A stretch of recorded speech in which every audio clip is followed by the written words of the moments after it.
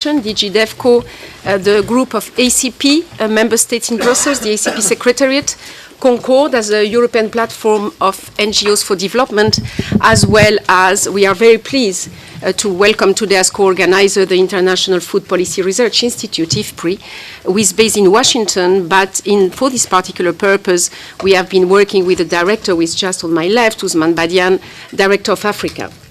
Because, as you know, the issue is about regional trade, intra and inter-African trade, and the main drivers, trends, and opportunities. We welcome as well, so thank you very much for being with us today. I know that it's very busy in Brussels, so we appreciate your time. And the only thing we can offer is the quality of speakers, because it's so busy here.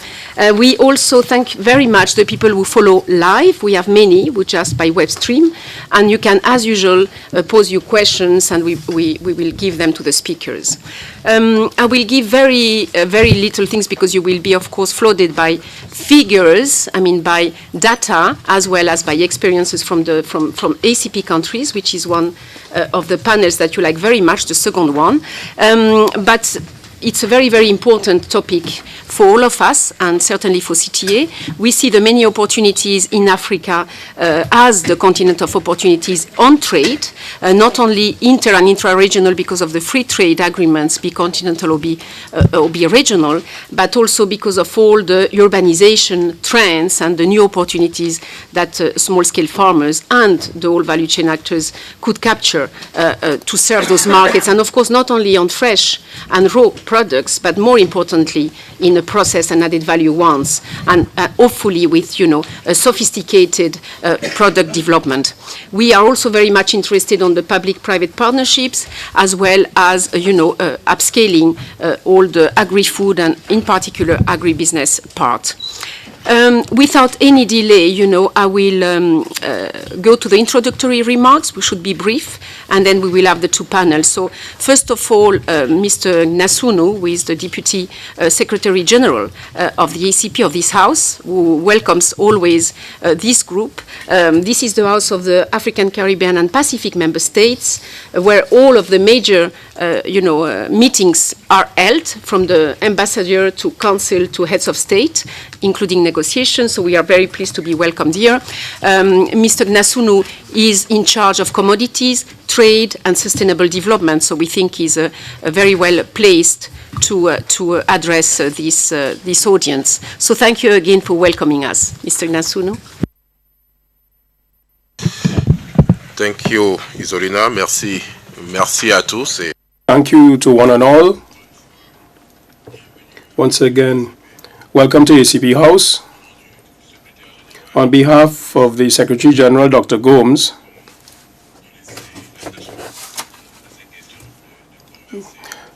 whom you all know as being devoted to the issues of trade and agricultural and rural development,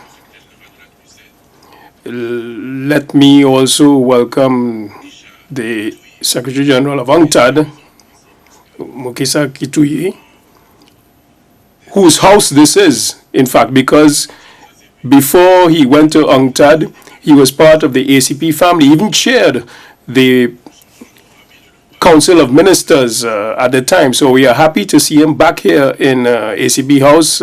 Secretary General, welcome home. It's also a pleasure to see our cooperation being strengthened. It's strong, but it is being strengthened with our European partners, and we are delighted to see the Commission of the European Union represented at all our briefings. Axel is with us here for the opening ceremony, but I see that Sandra Galina is here. She's accustomed to being here. We are friends, even though sometimes we have some very difficult discussions. Let me also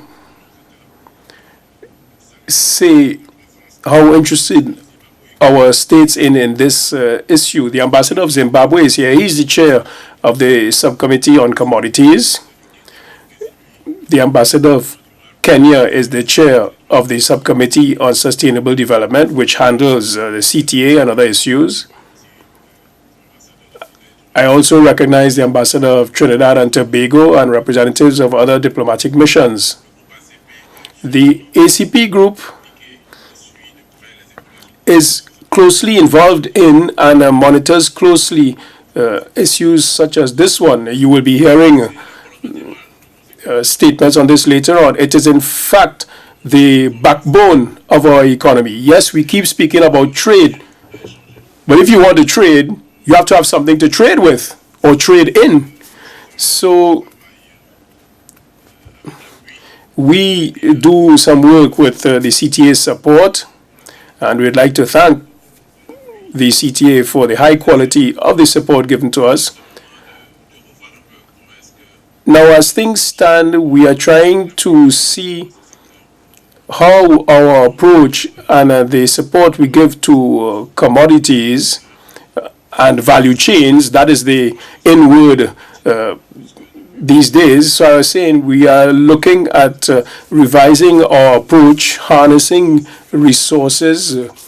The results as regards commodities have been a bit wishy-washy, to say the least. So we are trying to revise our approach, and in 2010 we put an end to the former ACP-EU cooperation framework. We are now looking at the EPAs which are being finalized on the African continent. There's a very good dynamic process taking place. Intra-ACP trade obviously is underpinned by trade between the various regions. So it's something we encourage.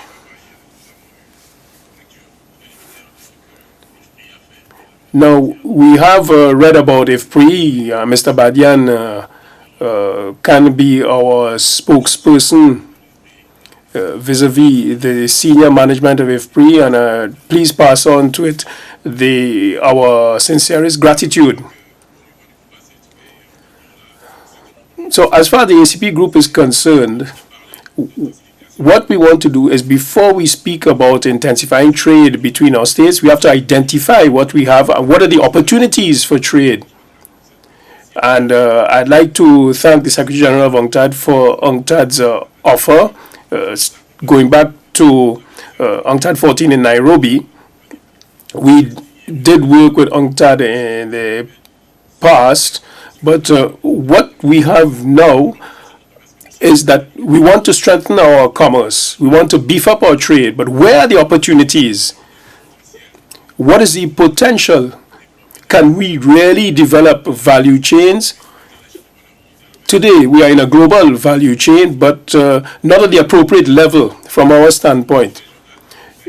You have value chains at the regional level, yes, but we want to tackle these value chains at the appropriate level. That's why we asked UNCTAD to give us a sort of a map of the opportunities, and then we can put in the necessary political will and dialogue in order to tackle those value chains. We have with the EU a customs cooperation agreement which makes it possible for the ACP regions to trade freely without too many obstacles.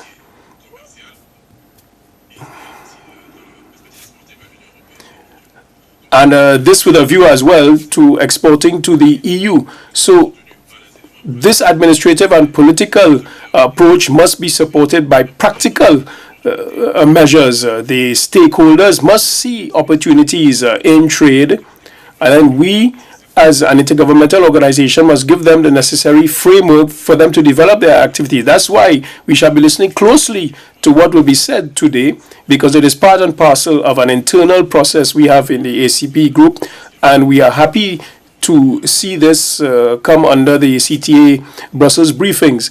So I expect a lot from the various speakers here. Thank you very much, and I encourage you to engage in some fruitful exchange of views. Thank you. So now, without any delay, Axel Pougin-La-Maisonneuve, which I think is going to speak in English, is working at DEFCO as a deputy head for the private framework development.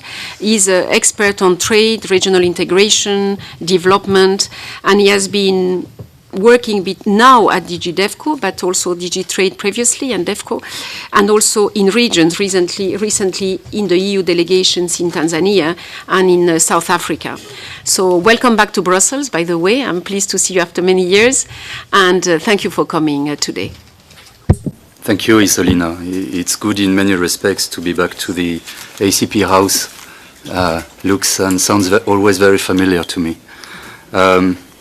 Mr. Chairman, Dr. Kitui, Secretary General of UNCTAD, Excellencies, Mr. Gnasunu, Assistant Secretary of the ACP Secretariat, Mr. Badian, Director of IFPRI, Mr. Hailu, Director of CTA, dear colleagues. First of all, thank you to the group of ACP countries for hosting this event. And I would like, in the name of the European Commission and in particular DG DEFCO, to welcome you all in this forum. And I would like also to thank CTA and IFPRI for the efficient logistical organization of the event and for a very interesting study which will serve as a basis for our discussion. Time is of the essence, as we say. And in our view, it's very timely to have a discussion on this topic of regional trade in Africa, drivers, trends, and opportunities from the perspective of agriculture. There are three elements of context that I would like to raise. The first one is, of course, the UN 2030 agenda. It provides an inclusive and sustainable approach to development and poverty fighting. Agriculture features in a good place in this agenda, and that sets very much the direction for our work in all respects for the coming years. The second element of context is what we draw in terms of framework for the EU approach to development from the UN 2030 agenda. We are preparing at the moment with the EU member states a new consensus for development, and this new consensus is very much about breaking silos and looking at the development and poverty fighting reality from different angles. It's very much about giving a central role to the private sector and to tune our approach to ODA in such a way that it serves as a lever for private sector to come in, private investment to come in a big way. It gives a central role to trade and recognizes the key role of trade for development, for sustainable development, I should say. And in terms of regional integration, it puts the focus on at what level is it the most appropriate to deliver in terms of policy making, in terms of action on the ground, using the effectiveness test probably as the litmus test of where we should work, at what level we should work. The third element of context is certainly to do with the trade context and the fact that now we can say that to a large extent the trade regimes between the EU and Africa are more or less stabilized. I'm talking about the Everything But Arms scheme from on the one hand in the context of the GSP. I'm talking, of course, about the economic partnership agreements and the fact that after years of negotiation, now we are gradually turning towards implementation. So it's very appropriate, as you know, the EPA, and I would say to a large extent the trade between Europe and Africa is has agriculture and agribusiness at its heart. And it's very appropriate to have today a discussion around the nexus, agriculture, development, trade, regional integration. Director Ridolfi from DEFCO will come later on in this meeting to give you a hint about our future perspective on investment in Africa, especially in the area of agriculture. Director Galina is around already and will give you a perspective of how we see things from the trade point of view. And I wish you a very fruitful conference, a very fruitful debate on this very topical subject. Thank you very much. Thank you very much, Axel. Indeed, the experience of the EU and in that particular context, Africa, trade is very important because many lessons and positive lessons can be drawn as well for the inter and intra-regional trade in Africa. So it's certainly a very added value, and we are pleased that DigiTrade and DigiDevCo are with us today. So Dr. Badian, the Director for Africa, FIFPRI, has kindly said that he prefers just to address his keynote speaker in the, in interest of time. So thank you so much, Usman. Actually, it has been a pleasure working with you in this briefing, as you have been my interlocutor. And without any delay, and you know that I get also penalties at CTA because I have a small note from my director who says, Isolina, please, no need to introduction me, just director of CTA. So, but the biodata is summaries in the biodata. And, Mr. Aylou, thank you very much for coming from Wageningen. The headquarters of CTA are in Holland. And I have some of my colleagues here as well, including, by the way, Mark Van Ameringen, who has just joined us at CTA, is with us from Wageningen as well. So thank you very much, Michael, as always, to be with us. Thank you very much, Isolina. We're really delighted to have so many of you this morning, ladies and gentlemen, excellencies. Well, it definitely shows the importance of this topic and how relevant it is to the SDGs and a lot of the issues that we are discussing nowadays. We are also particularly pleased, to welcome Dr. Kitui, who has joined us from his very busy schedule. We have had some partnership with UNCTAD in organizing different workshops and so on. So I'm really happy that he's able to come and join us. Again, I want to repeat our appreciation working with IFPRI on this particular issue, but every year we try to organize at least one joint Brussels briefing, on a number of key topics. So this time it's on regional trade and trends in Africa. We have also jointly produced a report which the material is available. We haven't yet finalized the dissemination and so on, but it's all available and we provide you with the links of that report. And what we are particularly pleased about that report is it's produced using African expertise, analytical expertise, which have been built to support the CADEP framework through the AgroDep network, and entirely, using that African capacity to produce the data and the information there. So we're also particularly happy to do that, and we'll be sharing more details of the findings when Usman makes his presentation. So I think for us, from an agricultural perspective, we see the value of regional trade for a number of things, in terms of helping to ramp up African agricultural productivity and transformation, creating opportunities for jobs. As you know, a large number of young people, 10, 12 million young people are entering the labor market, and only 3 million jobs are available. So where does jobs come from? It has to be in agriculture and agribusiness sector, and how do you get those young people interested in agriculture is always a challenge.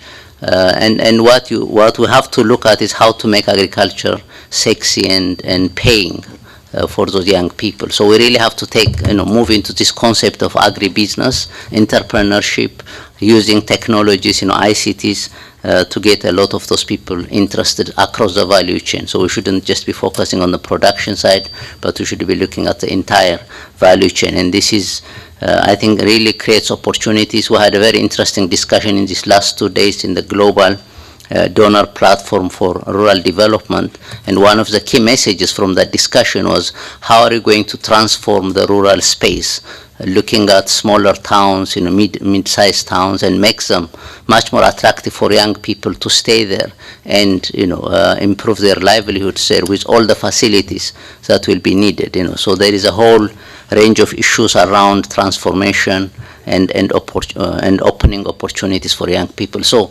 regional trade, global trade has very much impact on these kinds of opportunities for young people, and really reducing the pressure from rural-urban migration, and of course then the big challenges of the bigger migration challenges that we have. So this is one area that CTA has been very much working on with a lot of partners, with regional farmers organizations, that are represented here, and other groups, to see how can we create these opportunities through technology and value chain linkages.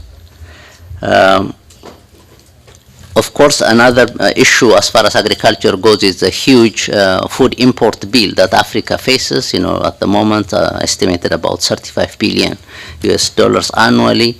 Basically, it's like exporting jobs outside. So how can we retain what would be going out in terms of food imports by producing value chain addition, agro-processing, and other facilities. So I'm sure there will be a lot more interesting presentation coming up, so I don't really want to take much of your time. I just want to say that from our perspective, this is how we see the linkages between agriculture and these regional trade issues. So thank you very much for again joining us, and we look forward to a very exciting discussion this morning. Thank you very much, Mr. Ailou. So we start now with our most wanted keynote speaker of the day, special invitee, Dr. Kituyi. You are the 7th Secretary General of UNCTAD since 2013. You know very well this house, as it was mentioned, because you have been the chair of the ACP Council of Ministers. You have been also negotiating for COMESA, the EPAs, with the EU part. You have been member of parliament, so you are at the policy level, but you have also worked on research and think tanks and some part of your life. So you have exactly what we need, the policy side as well as the experience and the practitioner side. We thank you very much, because I know myself how difficult it was for you to come from Geneva very late yesterday evening, and you have to go very early because you have another plane to catch from Geneva again. So, it's really to indicate you only came for this. We are so honored. I was myself at UNCTAD 14 last July. It was a privilege, actually, to work with you and our ACP colleagues on the blue economy that time, but we have also worked on other areas, so it's always a great pleasure and honor. Dr. Kituyi. Well, thank you very much for your generous introduction. Excellency, the Deputy Secretary General of ACP, Excellencies, distinguished participants, ladies and gentlemen, first may I express my appreciation for the invitation to be present and participate in these discussions, and to rededicate my organization to continued engagement with the ACP Secretariat and your affiliates in finding common purpose to the countries that constitute the main ground where the war to achieve the Agenda 2030 goals will be won or lost.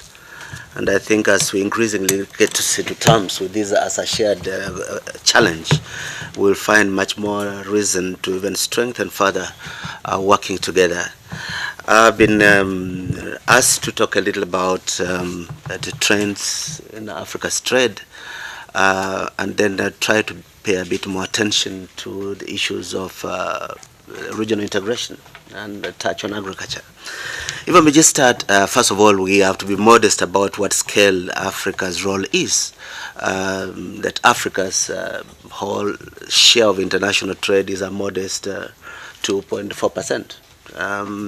substantially down on 1980 when it was 6%. In spite of all the effort we've made since then, we are regressing very substantially. And it's not so much a regression as slow progress, because others have been much more dynamic and have ramped up their statistics. And I will share one of these presently. As a background to just some of the issues I wanted to discuss, Africa's trade with the rest of the world, Africa's predominant export are agricultural products and commodities in raw form. And because of this reality, a number of things come to it, that limited value addition and therefore limited creation of sustainable jobs as a spin-off from our trade format. But secondly also that uniquely vulnerable to commodity busts, like what we're going through now. And if you look at the statistics of what has happened, for example, Africa's total export trade between 2005 and 2015 and 2014 doubled from $200 to $400 billion. But just the collapse of the commodity markets between 2014 and 15 shaved off 1/4 of total exports, went down to 300 billion. You see that kind of vulnerability representing a limited base because of a select set of products to be dependent on, with limited diversification and therefore greater vulnerability. But if you look, when we come to look at intra-African trade, then you see a contrast between raw product export to the rest of the world and greater value-added exports within Africa. It has shown much more resilience towards the shocks of declining commodities. In fact, whereas Africa's trade with the rest of the world declined 20% since the commodity shock, intra-African trade declined 13%, but intra-African manufactured trade declined 7%. It's a very important statement. That value addition, first of all, is easier and more quantifiably predominant in intra-African trade than Africa's trade with the rest of the world. While I've mentioned that predominantly our trade out with the rest of the world has been raw products, there is still a difference in it. 57% across the board of Africa's exports are commodities, raw commodities with limited value addition. But there is more value addition to Africa's exports to Europe than to East Asia. Partly reflected in a growing textile industry, footwear industry, and so on, shown in the throughput in Africa's exports to Europe, increasingly inching up. But that category of market remains very, very closed off in East Asia's trade with Africa. Okay, there is a little improvement, you could say, because now you have about 5% of Africa's exports to China are manufactured products, but that remains an extremely modest component of your international trade. Africa's regional trade, I have mentioned some positives about it, that it has more value-added content than the rest of world trade. There's a number of other positives, that therefore it creates more jobs on the continent, and it has more resilience to external shocks. But it's also accompanied with a very positive thing that is inadequately appreciated, which is that over the past 10 years, 76% of the projects funded by FDI and 68% of the value of FDI flows into Africa were from within Africa. So sometimes we think about FDI, we look at Europe and America. The reality is the largest drivers of FDI in Africa are intra-African. Now the challenge is how can you match the structure of financing or flows of investment resources and the creation of value or dealing with the challenges that hold back Africa's improved performance. Of course, we hold a position shared by many, that in a world of rising protectionism, in a world where multilateralism is starting to have a bad name, in a world where we are seeing nativist movements starting to be mainstreamed in major industrial societies, first of all, Africa and ACP countries' ability to negotiate market access issues in bilateral negotiations is fiction.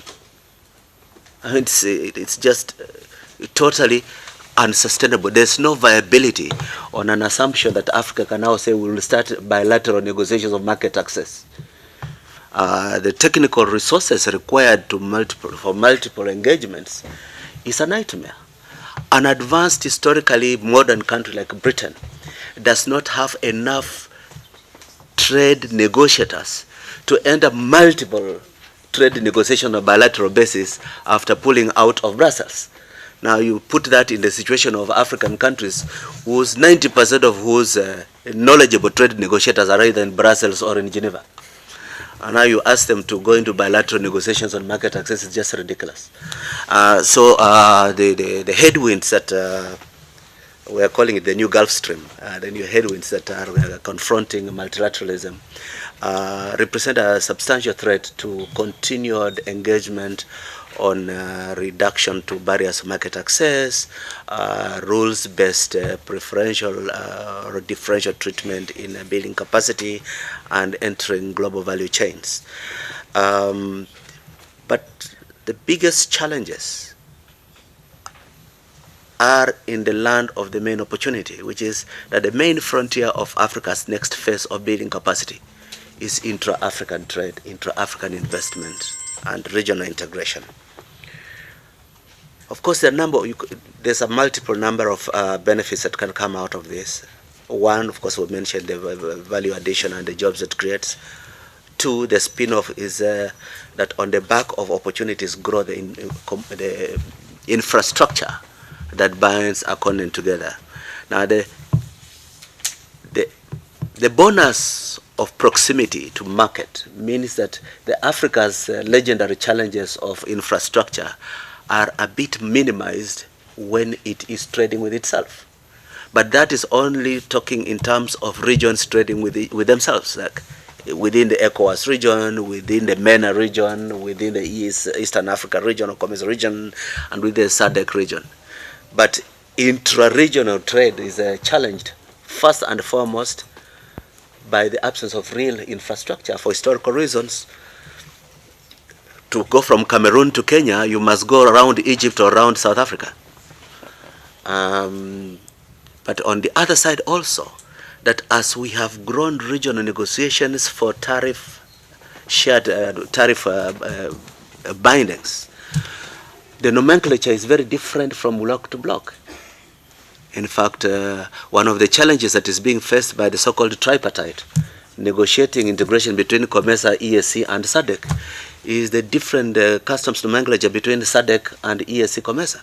EAC COMESA, luckily, many times we were the same people negotiating the nomenclature for both. And so it is a carbon copy of each other. So there's no problem. But now when you come to South Africa, which believes in high industrial tariffs, and the COMESA, which are substantially or relatively low industrial tariffs, you start having challenges. And it gets worse when you now come to deal with Western Africa. Now, although we have been saying very many times that it's very common to say intra-Africa trade is very low, at 20%, the reality is this. One, over the last 10 years, it has moved from 9% to 20%. That is a substantial progress. Two, the fact that historically trade between Northern Africa and Sub-Saharan Africa has been very limited, and Northern Africa has very large economies, means when you now start quantifying all together, the statistic is suppressed. If you remove Northern Africa and you look at Sub-Saharan Africa, the level of regional trade actually is substantially higher than the 20%. In EAC, it is 26, touching on 27%, which is comparable level with Latin America. But significantly, ECOWAS countries have been having the most steady improvement in regional trade. And now virtually almost touching a dead hit. SADC is leading at 22-23%, followed by EAC, and then followed by ECOWAS.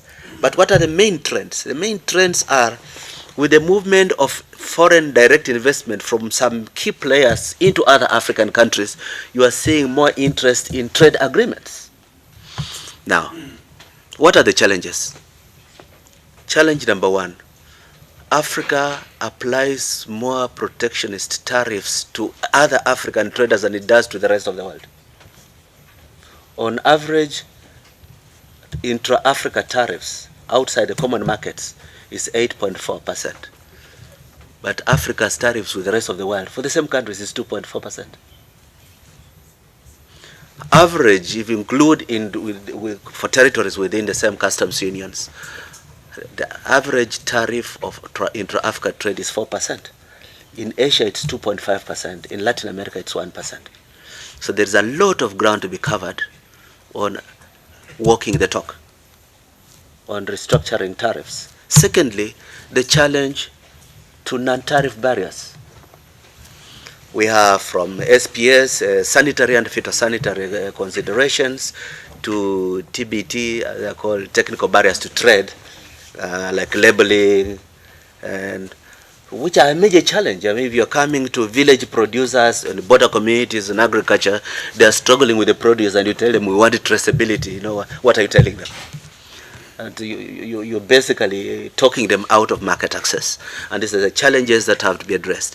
The same competences that African trade negotiators have built to face EU in Brussels and the rest of the world at WTO must be taken into the negotiations of Africa's own internal challenges of integration. Third challenge, of course, is infrastructure. Fifth challenge is a payment system. Now, 42% of all intra-African transactions are paid for, are settled through banks based outside Africa. Now, unless you find and establish a medium of internal payment system that allows for easier and less costly transactions, you are holding back a lot of the potential that comes with the intra-African trade. Africa's future lies with building competitiveness in its production, whether agricultural or industrial. But part of the problem here is seen in the weakness of Africa's industry-to-industry trade. Now, for the rest of the world, this is the indicator of modernity. When you have increased industry-to-industry trade, it means you are engaged in intermediate goods production. It means you are building value chains. Now, the fact that across Africa, industry-to-industry transfers account for only 10% of export represents how low regional value chains have been built and how far Africa is from global value chain engagement adequately. I was given 15 minutes. I've gone on generously. I just want to make a few rounding off remarks. There is prospect. There's strong show over the recent past, particularly the commitment to the CFTA, the Continental Free Trade Area, and Agenda 2063, which represent very clear roadmap that Africa has to start tackling the political, logistical, technical, and other barriers to greater intra-Africa trade and integration.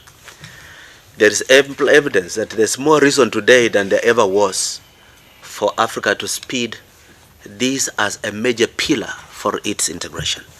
But the problem that has been there, Africa pays much more attention to agricultural market access in Europe than it does to African agricultural market.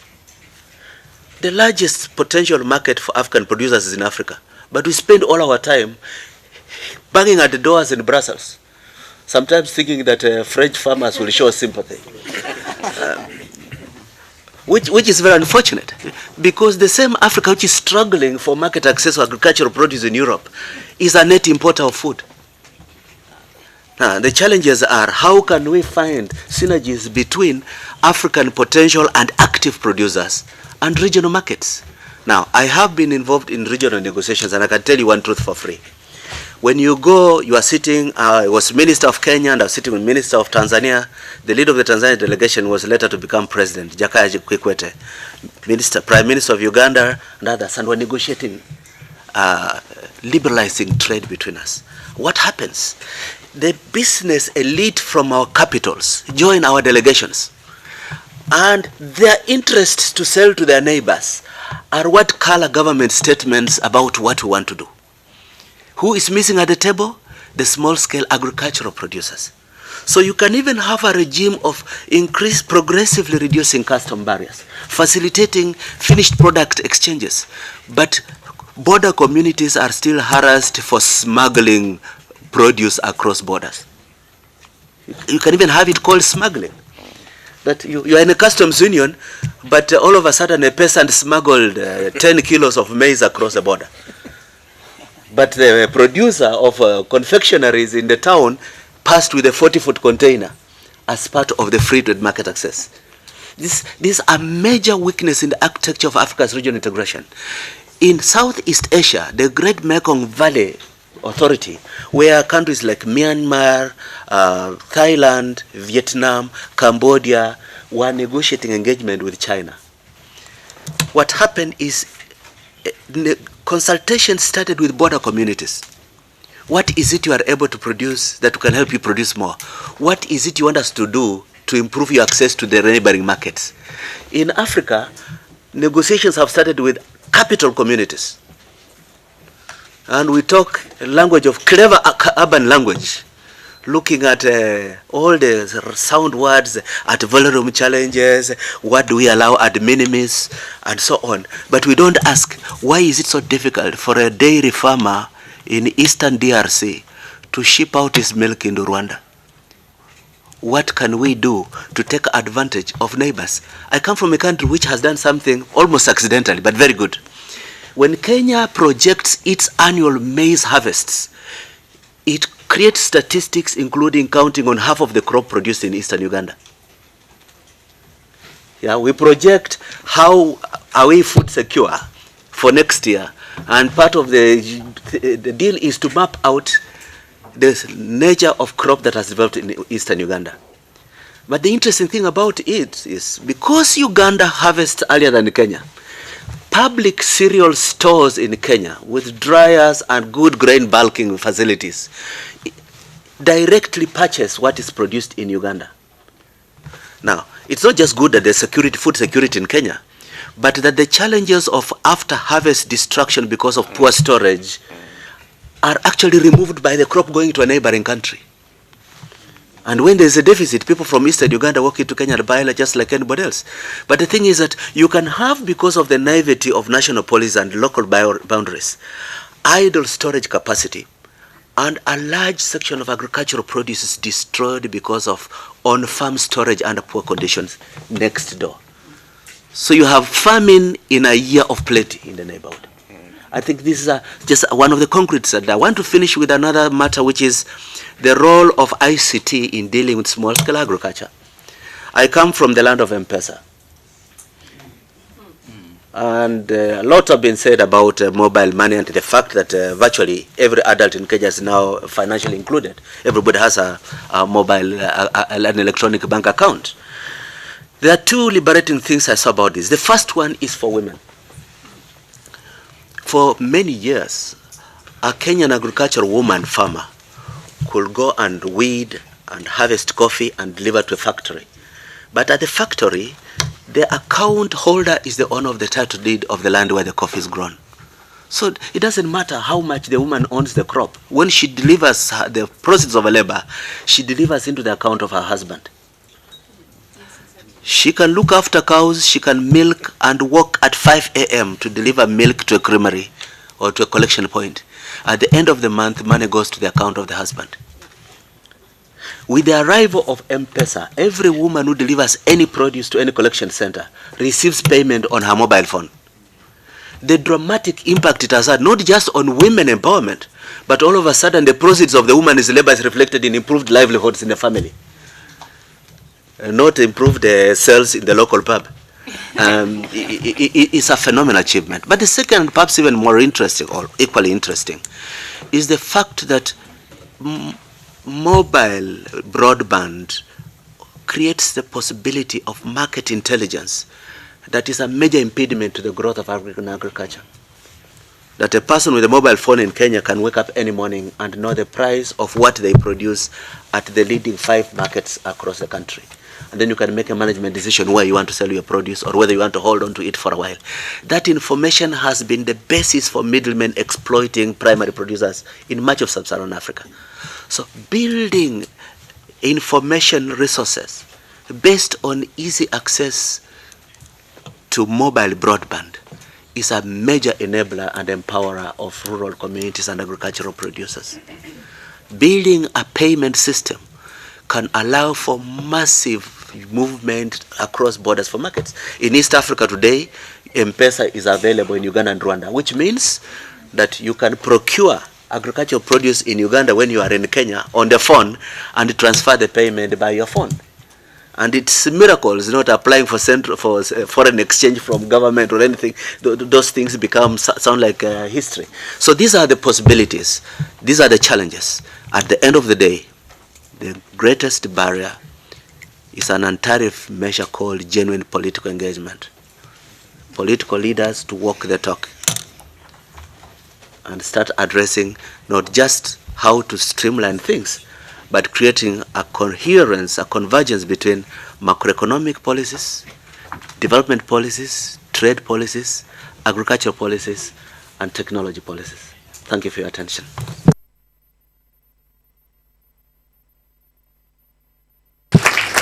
Thank you very much, Dr. Kituyi, for that very enlightening, very informative speech.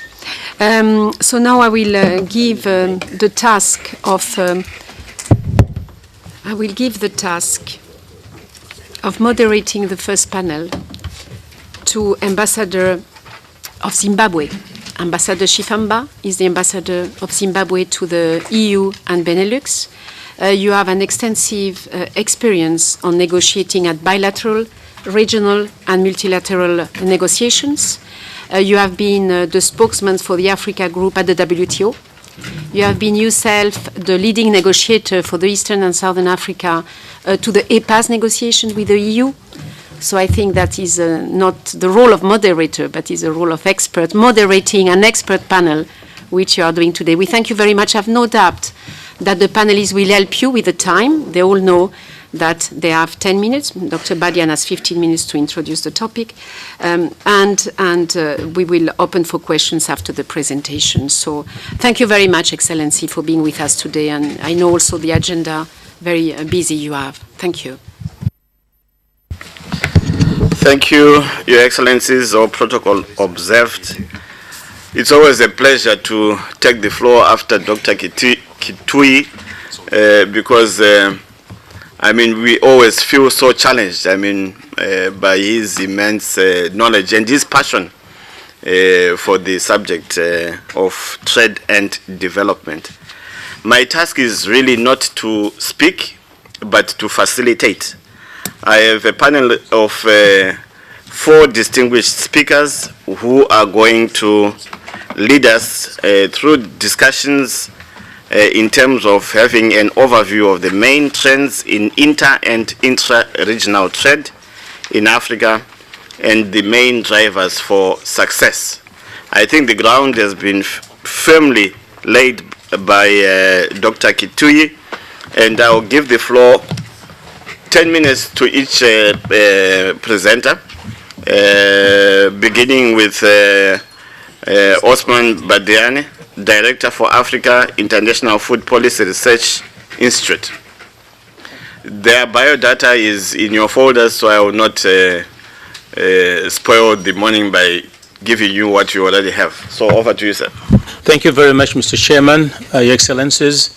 It's a pleasure to be here, and I appreciate the opportunity to talk to you about trade. I'll provide perhaps figures and data that will expand a little bit on what we heard from Mr. Kituyi, the head of UNCTAD. I'll be talking about 4 items in my presentation: the composition and direction of African agricultural trade, the changing nature of African trade balance, the competitiveness in global and regional markets, and finally, intra-African trade, trends and outlook, but here focusing more on ECOWAS. This is based on the report we provided, we worked on together with CTA, and which is available on their website. Looking at the composition of exports, the top 10 agriculture exports are largely dominated by the traditional commodities that we know. But there is a little bit of a movement taking place there over the last 10 years or so. Coffee and cotton are losing some ground. Cocoa remains dominant. Citrus fruits and oilseed have started to move up. We're looking at the top 10, but we do know that there are a lot of other commodities coming up like horticulture, fruits and vegetables, and floriculture, but they haven't yet made it to the top 10. In terms of imports, wheat by far is the largest import, the weights of North Africa in the imports. But also we see that rice is gaining significant shares and now ranks second, thanks to West Africa, Nigeria, and Senegal particularly.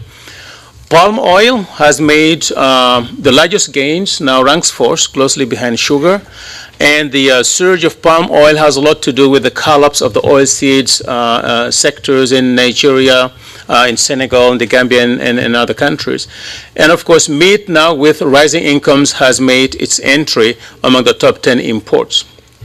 In terms of direction, African countries are still a destination of 20% of African exports. Right now, you'll see that it's been a change over the last few years. We'll see the numbers. 15% of African imports originates from other countries. I think Mr. Kitu talked about it. The EU is still the largest trading partner for both exports and imports. Asia is now a close second, but there have been very interesting dynamics there that you will see in my next slides. America plays more a role as a source of imports and less as a destination of African commodities, as you can see. Over the last 15 years or so, the EU has gradually been losing shares in terms of exports and imports, exporting to Africa and imports from Africa. But you see how Asia has been surging and is now close to where the EU is in terms of market shares, imports, and exports. African countries as well have gained shares, particularly on the export side. America's share, which is large on the import, has remained unchanged over the last 15 years or so. So there's been some movement between the regions in terms of trading with Africa. Now, Mr. Kichiu talked about the share of African exports in global markets, which now stands between 3 and 4%. We're looking at the exports. I think he refers to trade in general. And this is actually a beginning of a reversal. Africa's share used to be around the 6% in the 60s and as late as close to the 80s. But there's been a collapse of the agricultural sector in the 70s and 80s and loss of market share by African countries. What is important to notice is that agriculture is playing a small role in global trade among African countries. And I think Mr. Couture referred to that as well, from 20% in the late 90s to now around 12% of total African exports. Is because, of course, mining is, in terms of value, is just huge and dwarfs agriculture. But it doesn't tell you exactly the importance of this for African economies, because mining doesn't create that potential for value addition. Agriculture creates a huge potential for value addition, and more importantly, it creates income for those who need it the most, who are the most vulnerable people. I come to the graph I really was anticipating. You're looking at the trade balance of African countries. We often cite the increasing import gap. And I think often we don't really discuss the underlying issues. If you look at the graphs to the left and you look at the blue line, African exports have actually increased tremendously. They have tripled, which is a huge performance to triple exports. But imports have started really growing much faster in the mid-2000s, early 2000s, and that is thanks to growing economies, rising income, and increasing demand. And that has led to a rapid decline of the trade balance, and the fact that Africa now moved from a net exporter since the early 2000s to a net importer. We cite the money, we cite the gap, but I would like us to spend 1 minute in understanding how it differs across region, and more importantly, what's the real drivers behind that. And I'll get to it. So across region here, you see that different regions have turned into net importing position at different time. ECAS has been a drag in terms of exports, has been a net importers over the time that we have considered here.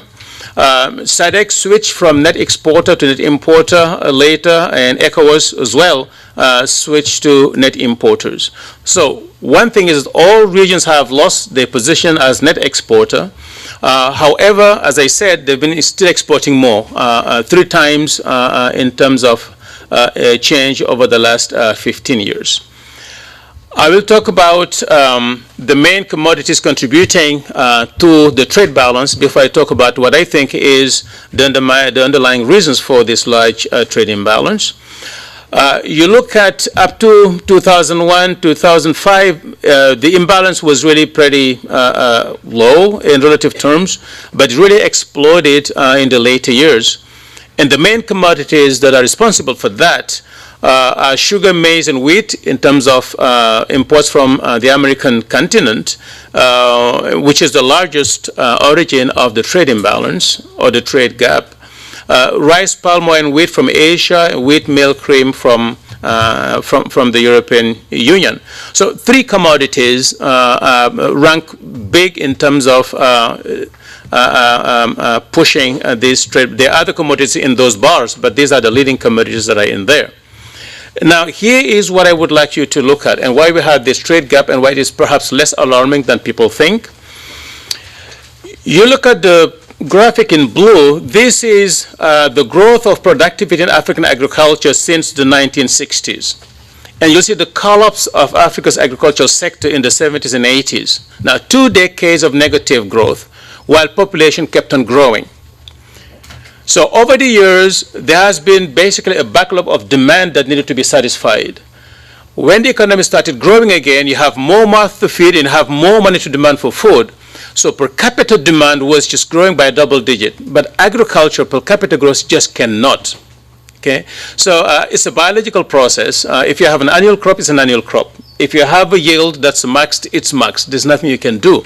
So therefore, the growing import gaps is nothing else but a bigger capacity of African countries to source food to feed a growing population. That's why it's growing. And I think what I often say to our colleagues is that our goal should not be to claim the target of self-sufficiency. It's not going to happen in a generation because the faster we grow, the more we demand food, but to look at how well we're doing in producing and selling, and there we're doing quite well. And we look at competitiveness here there are different regions in global and regional markets. A value of 1, as we have here, means that a region or a country has been capable of defending its competitiveness. Higher than 1 is that they have more. And you see that ECOWAS in global market has become much more competitive, and COMESA in regional market has become much more competitive. And in most regions except ECAS, the regions are either defending their level of competitiveness or increasing it. And I think we heard it from Mr. Kituyu. We look at different countries.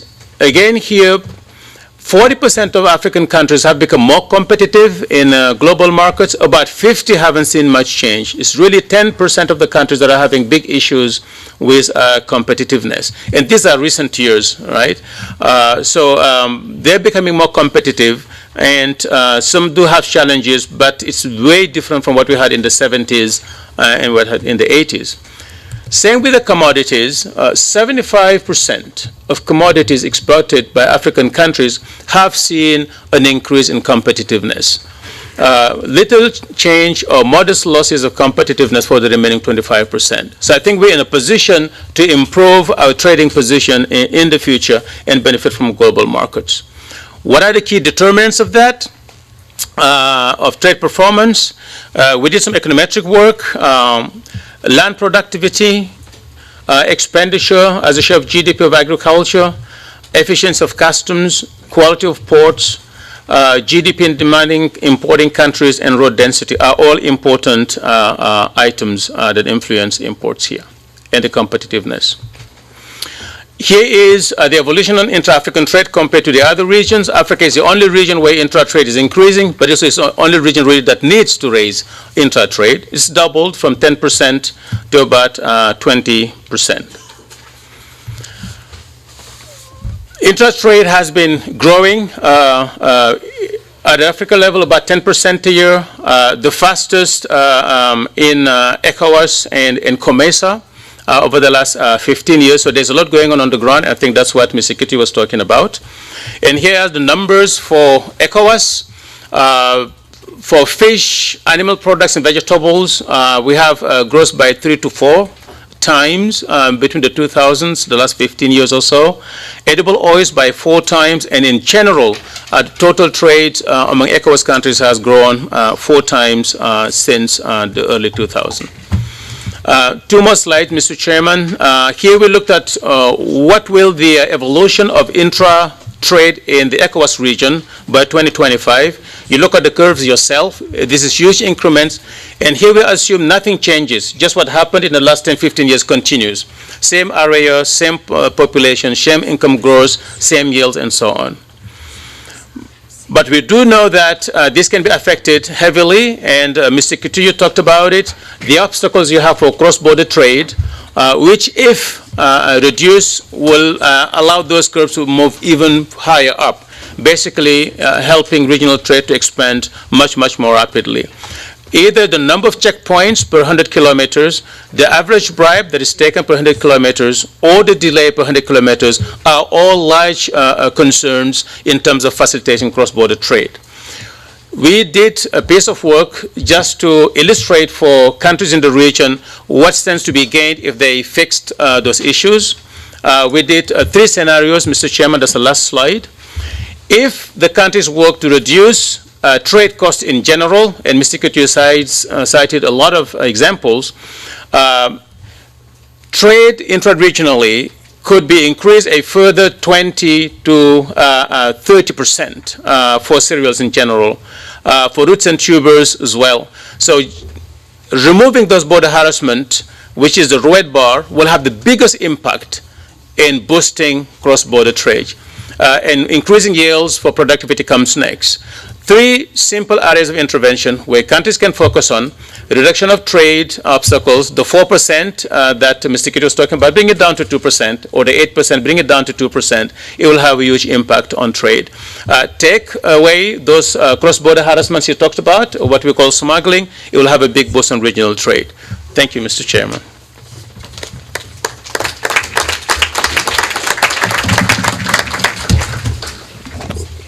Thank you. Thank you, Osman.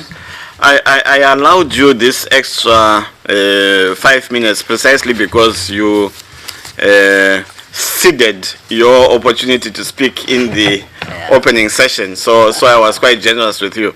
I may not be so generous with the rest of the panelists. And the second one is Josephine Mangi, who is a manager, Agriculture and Agro-Industry Department in the Africa Development Bank, speaking on innovative finance for agriculture transformation.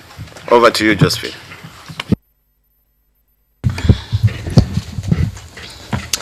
Good morning, Your Excellencies, colleagues. I am thrilled to be here today to talk about the African Development Bank perspective to financing the agricultural transformation in Africa. Those are the topics I'm going to cover.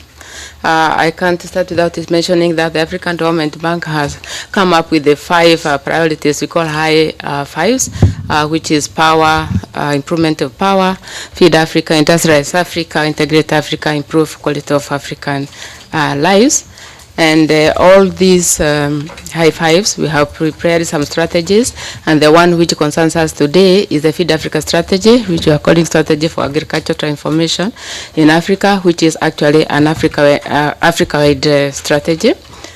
Why wanted to have Africa-wide strategy is because agriculture remains the major source of economic development in Africa, and yet large share of the population continue to experience persistent poverty and deteriorating food security despite the huge untapped potential.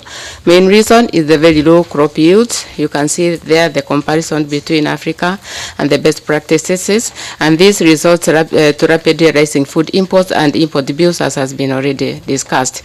Now, these are some of the barriers gripping Africa agriculture sector, which is underperforming value chains, insufficient infrastructure, limited access to agriculture finance, advanced agriculture, agribusiness environment, and limited inclusivity and sustainability. Now, these are some of the goals of this agriculture transformation strategy. First of all, we would want to contribute to the end of the extreme poverty, where we find that 420 Africans live under extreme poverty, and that if we do nothing, we expect that would rise to about 550 million by year 2025, and you would want through this strategy to uplift about 130 million of those in poverty, out of poverty, also to eliminate hunger and malnutrition. We all know that 3% of the African children live in chronic hunger, and 40 million of age 5 are stunted. So we'd wanted to remove this extreme hunger, also to ensure that Africa is to be a major exporter of agricultural commodities. As has been indicated, we have estimated that net food import bill is estimated at 5.4 billion per year, and if nothing is done, this is going to rise to about 111 by 2025. Now, we would want to eliminate that issue and also to move Africa to the top of agricultural value chains. As indicated, the value, the crops that the product that we are sending out is really of primary production. What is the African development response? We have decided we are going to focus on the approach is going to be integrated commodity value chain. We are all talking about the value chains, but our strategy is going to focus on mainly 18 commodities value chains, and you can see some of those. Some of them are grains, but we're also talking about horticulture, tree crops, livestock, and poultry and fisheries. So we wanted to cover big ground. That one, you know, it is what we wanted to invest along the value chains. And the implementation, we have also identified about 7 enablers to guide the value chain development approach. And these are the enablers, for example, to ensure that there's increased productivity.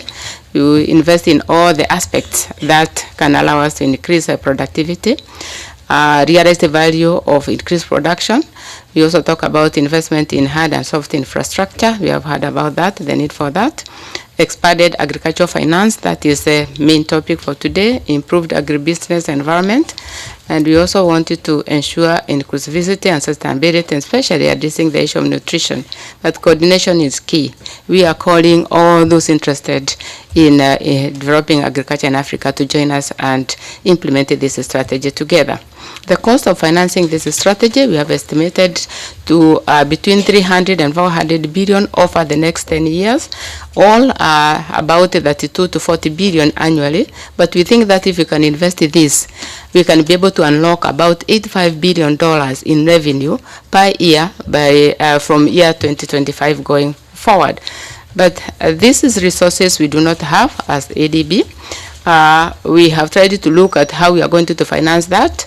ADB currently is financing in agriculture sector about $600 million per year, but that is a drop of from about $1 billion that we have been investing before. ODA, we estimated that ODA is investing $3 billion per year. The government themselves are putting about 2 to 3 billion. Commercial lending, about 1 billion, which is a total of about 7 billion. Now, with that, then we are going to have a huge gap of about 25 billion to 33 billion. And how do we finance that? We are saying that ADB is going to try and improve its financing from 1 billion to 2.4 billion through its own resources and also mobilizing from other resources. The government itself is going to increase the contribution to our investment and also putting more budget, which is currently 3%, to put it up to about 5%. Commercial banks, we hope to encourage commercial banks to come into investment, but there are also other funds outside there where we can be able to harness some resources like sovereign wealth funds, pension funds, Africa pension private expenditure funds. We're also going to harness those ones. And we're also going to lead in trying to mobilize the private sector into first investing in Africa. The private sector is not going to be interested unless we make agriculture interesting. And some of the reasons, some of the ways to make it interesting is to improve the environment, enabling environment, and also putting infrastructure into place. We are also working on trying to see how we can be able to de-risk financing in the private sector, in the agriculture sector. Those are some of the obstacles that we have estimated in financing at the ground level, at the farm level, and some of them include high cost of serving farmers, upfront investment. The commercial farmers and private sector would need to put in place the staff, the skills who know how to invest in agriculture, seasonality and sustainability of the cash flow from the agriculture, and also trying to design financial product that meet our farmers. Climate risk is also a major problem. On the demand side, we have the problem of farmers not being well organized so that they can be able to receive credit, and reliable linkages between the farmers and downstream markets, lack of Title Ds for collateral, low use, we have talked about that, issues of high transport costs because of lack of infrastructure, and also limited finance to the SMEs so that they can be able to grow. These are the value chains where we are going to need resources from the smallholder farmers and emerging commercial farmers all the way to agro-processors, seed and import companies, agro-dealers, networks, and other logistics like storage and the like. They need resources for short-term capital, medium capital to buy equipment, long-term capital, and also for equity investment. I'm sorry I'm rushing because I have to keep the time. With this, then, we have decided that we are going to need a new product, and this is what we are looking at. We wanted the commercial banks and also some of the state-owned agricultural banks to be part of this investment, also private equity and SMA funds, microfinance institutions, and insurance providers. And these are some examples of what we needed to do to be able to encourage them. We are establishing a risk-sharing facility in the bank, but also at the country level. We are also looking at loan portfolio guarantees. We are trying to decide new product for lending, also catalytic SME funds where we can be able to find some of those. And also we are going to see how we can be able to support the commercial banks themselves with the technical assistance to be able to understand this agriculture sector and how they can be able to finance them. And also issues like mobile wallet and digital payment platforms. Those are also areas we needed to address. Now, these ones are some of the flagships that the bank has put in place to be able to address agriculture, but I'm not going to talk about them. You have the PowerPoint presentation. You can be able to look at them, but I wanted to put this forward to say that we need to have everybody on board. We are looking for all the people who are stakeholders who are interested in agriculture, our development partners, commercial bank, everybody to be able to join us in developing, in implementing this strategy. Thank you very much.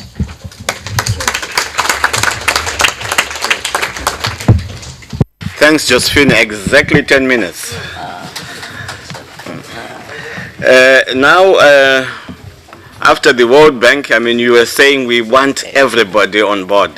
FDB, African African Development Bank, sorry. And you want everybody on board. And we have the European Commission, a key partner in ACP House here. And Sandra Galina is going to talk about the economic partnership agreements and demonstrate how the EU is involved and can be a key partner in the issues that you have raised. Thank you. Sandra. Excellencies, all protocol observed, and if you allow me, dear friends, and I'm very happy to be here today, and I would like to thank CTA. I'm a consumer, if you want, of your publications. And I would also like to somehow thank Concord, because I think that the topic, at least I want to go there, is we need to feed Africa. And this means giving jobs, giving growth in Africa, which is not just commodity driven. This is the big challenge for these agreements that a friend of mine, Junior Lodge, describes like smart agreements, you know, EPAs. But implementing them, it's a big challenge. So as much as Josephine was saying we need the help of others, I think we need the help of all of you because implementing EPAs is not easy. In my presentation, I would like to demonstrate to you somehow what was and what is the plan to try to have, I would say, regionalism pushed through EPAs, because this is a topic, and I am very happy that I was invited for this topic, because I'm a great believer in that facet of the EPAs. We have a few challenges. I'm very grateful for the presentations of the previous speakers, Dr. Keynote, but I would say also Mr. Badian and Josephine have really framed our discussion today, showing that there are many challenges. There's a challenge which has been alluded to, which is basically that the population in Africa will more than double by 2050. And this is a big challenge. We also need to realize, though, that we have some lights in this, I would say, very complex situation.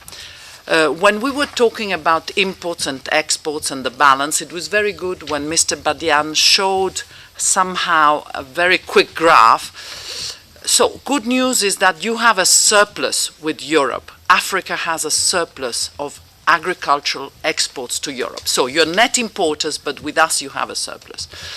We are not happy, though, because what we want is to improve the quality of those exports. We want value addition to those exports. And my dear friend Tadeusz, Your Excellency, Ambassador of Zimbabwe, we know that both of us are very much committed to go beyond the commodity stage. We want value addition because this means, again, I repeat, jobs in Africa.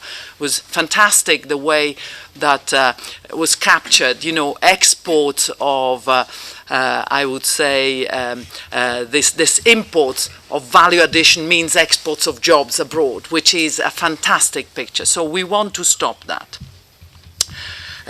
We have, I would say, a possibility to seize this very complex challenge now. If I may, I'm always very lucid and realistic person. People know that I tend to speak very much openly.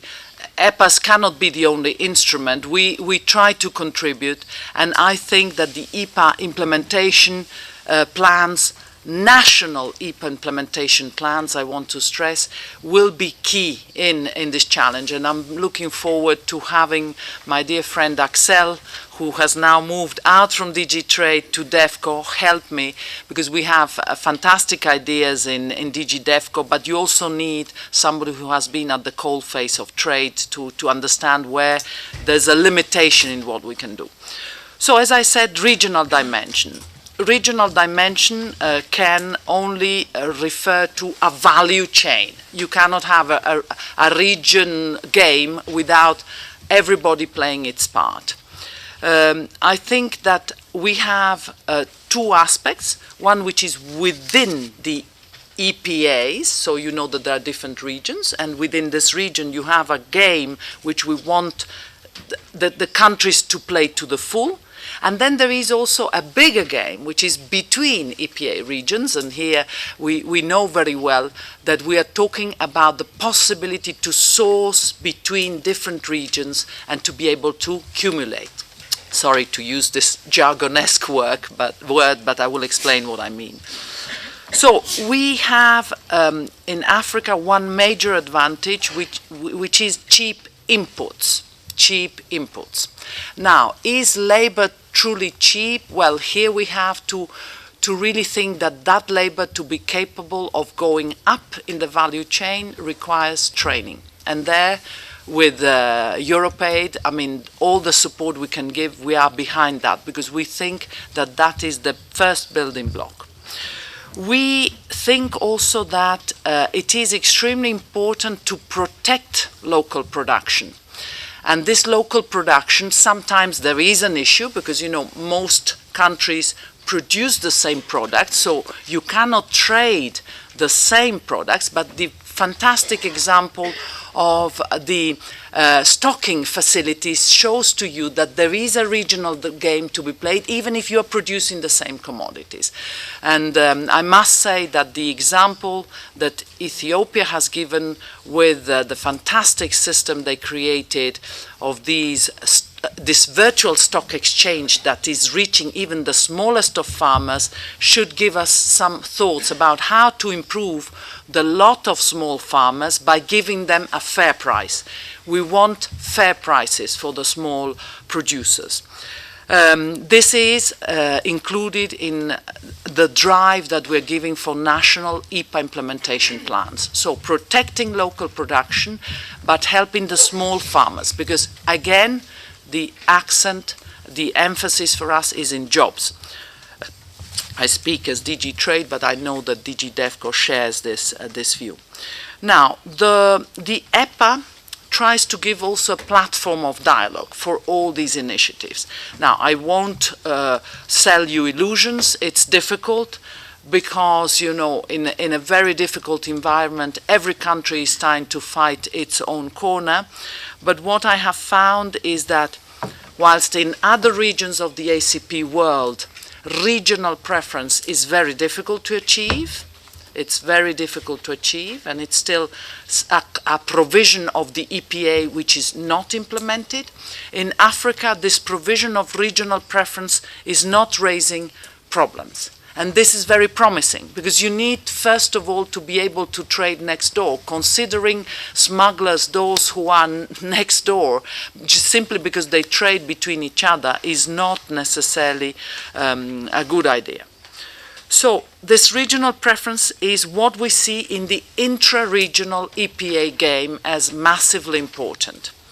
We then go into an area which is very technical, but it's the ability to produce products in different places with inputs, but also value addition from different countries.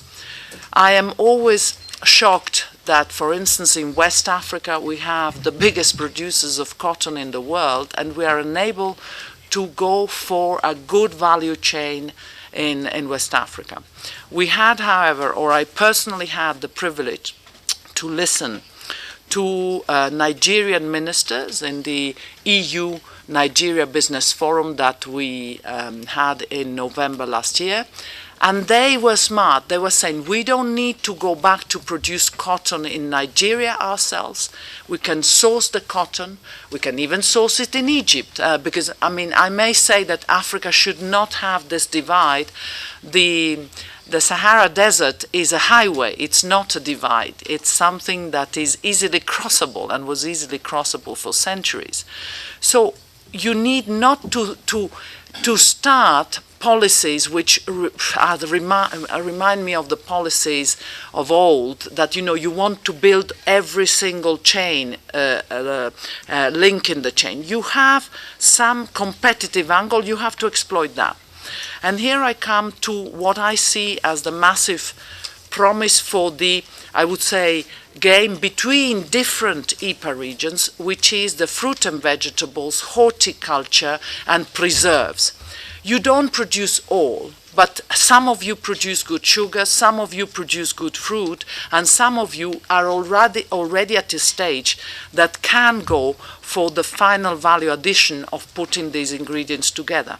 So, you know, I could go on with many value chains that I have in my mind. We are exploring them with the countries, because this has to be something which is chosen, and it's not about these big words, ownership. It's really going with an investor that has the support of even the European Investment Bank, and I'm very pleased to see amongst the participants real private sector who is listening to see if they can get some funds. You have funds now. The bureaucracy behind that, I will not express myself, but, you know, we have funds even in the cooperation part, which we want to use for, I say EPAs because that's the label we are giving it, but it's actually going beyond the commodity-dependent culture.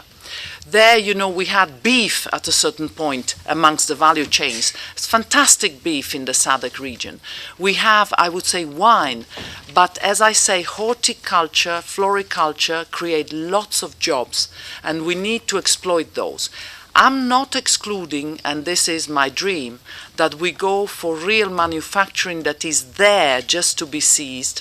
We have big poles for textiles in Africa already. I want to mention Mauritius, but I want to mention also Madagascar. Madagascar has created over 2,000 jobs through a contract that has invested in textiles.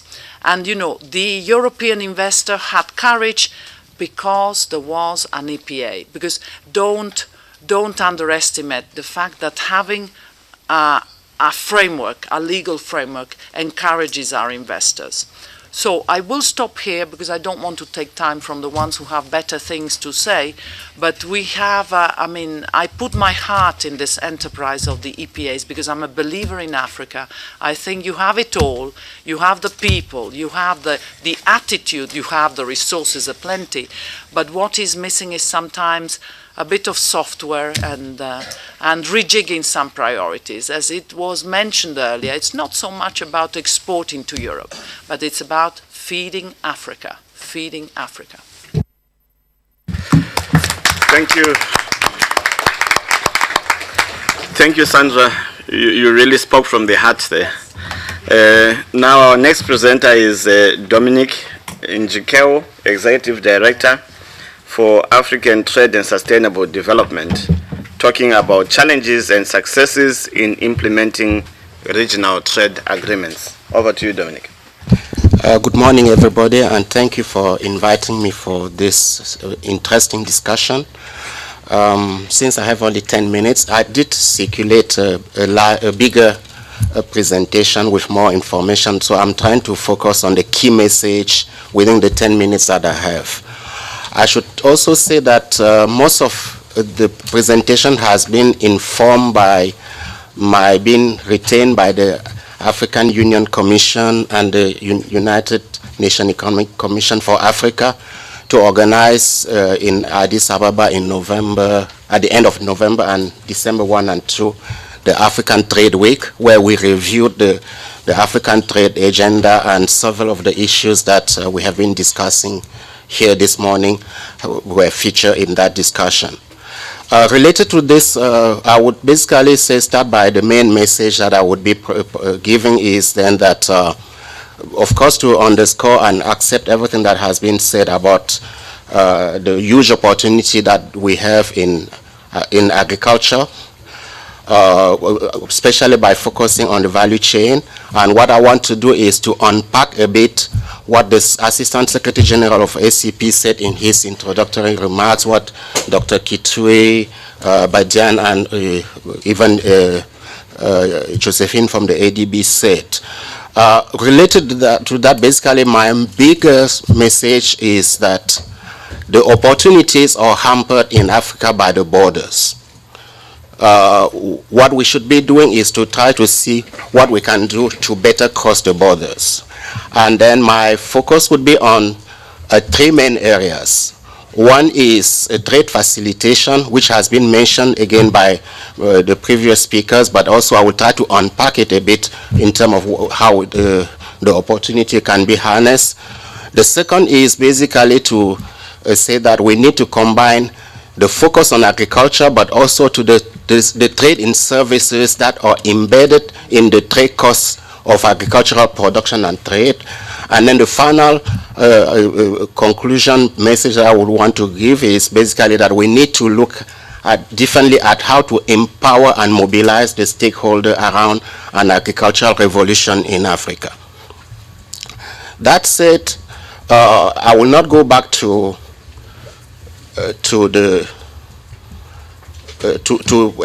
what has already been said. I would say start by trade facilitation.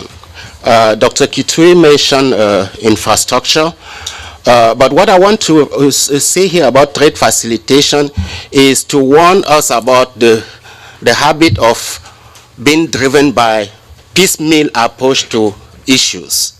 In the area of trade facilitation, discussion has been dominated of late by the WTO Trade Facilitation Agreement. That could lead to focusing less on other things that matter. So what I'm trying to put in this slide is, if you look at, we would then say that trade facilitation should then, the way it's understood and felt by the private sector is partly is what is covered by the customs-driven approach that we have in the WTO Trade Facilitation Agreement, but that we also need to look into the other trade dimension, including transportation. Especially also, I would want to underscore here that we usually spend a lot of time into infrastructure, which I would call the hard infrastructure, but what has had less emphasis is the policy side. Most of the time it takes like, where you need 1 billion for infrastructure, you might not just need 1 million for the soft part of it. But the time it takes to use the 1 million, or the energy and the effort that it takes for the policy side to use the 1 million to unlock the opportunities in the hard infrastructure is really where people don't put the emphasis, and I really want to emphasize that one here. And that said, also what this graph is also trying to say is that each country is different. Okay, so when you look at the situation in the various countries, you would see that maybe transportation is more important binding here, or the trade dimension is more binding there. So my main message here is basically, at the African level, we have the boosting intra-African trade that has a cluster on trade facilitation.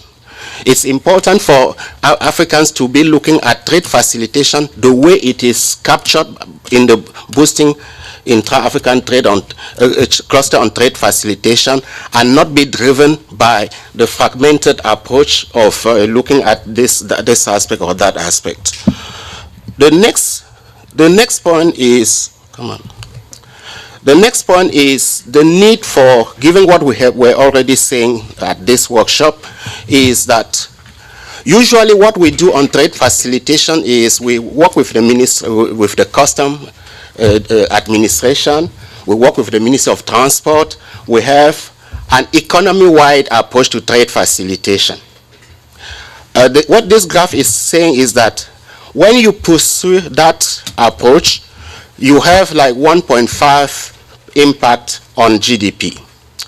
But you get more impact if you focus on the specific value chain. Okay, so what I would then say is that we should stop the habit of just focusing on the Ministry of Agriculture, Ministry of Transport, but we should basically work with the private sector, make sure then that we identify the key issues that are binding to them. What I would basically say also that we should define an objective. What I would say, let's say if a particular producer, you need to reach $20 per unit to be competitive on the market. If you were at 150 and you reduce to 30, you will still not be competitive because you need to reach the 20. What I'm basically saying is that you need to focus sufficiently on the value chain that you have selected to the point that you bring your production to the level where you can be competitive. It's only from that point that you need you can prosper. Otherwise, you will spend a lot of money. You will have people complaining because yes, you have made some progress, but it doesn't get reflected in my bottom line. So that's my next message. The second is what we have done most of the time is have a trade in goods approach, a trade in service approach. In fact, considering those as if they were different. But in the typical business operation, you cannot dissociate the trade in goods from the trade in service part. What I'm then basically saying is that we need to exploit and focus in terms of the production of agriculture, take the specific product or the specific value chain, identify the key binding constraint from the service side, and make the necessary reform from those that would make sure then that the overall trade costs can go down. You would then need to do the same when you want to do on export. So you need to basically say, what does it take to export? What are the services that are needed to be developed, be made efficient, such as to reach the level that you are sufficiently competitive? And again, here also, each country is different.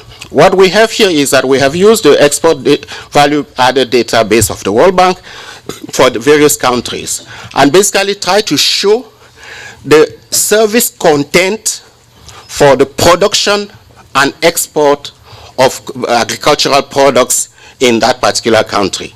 Like when you will see here is that depending, in the case of Cameroon, depending on whether you are focusing on primary agriculture or all the primary goods, transport can be important, but then it can be finance and so on. So basically you have, or you also have other business services. What does it mean? It means that, as I was saying, if you have been focusing your trade facilitation on with your discussion with the agriculture, with the Ministry of Transport, but the real binding constraint, if they are on other business services that are needed for production, you will not get there. Okay, so the main message here is then that you really need to identify and unpack the services that are needed for the production and export for each particular country and for each particular good. Focus your energy on those ones, and focus to the point that you can change the bottom line of the business operator. The presentation has again many cases, but in fact, come on. The last point I would say here is then that there is a need for proper stakeholder empowerment. And for that, I would say there are really three different aspects. And I would also argue here that we should maybe look a bit differently at some of those from now on. One is really the political economy and understanding what is going on, what are the binding constraints and so on. But you also need to do the research and training. I will elaborate on that one, because again, we might need a different kind of research and training to be able to get the results that we have. So it means then that also we then need to think a bit more strategically, not the business as usual, but really identify what is needed, and then we need a coalition building. So then basically what I would then say here is then that in terms of the nature of capacity building that is needed, yeah. Sorry, yeah, 1 minute.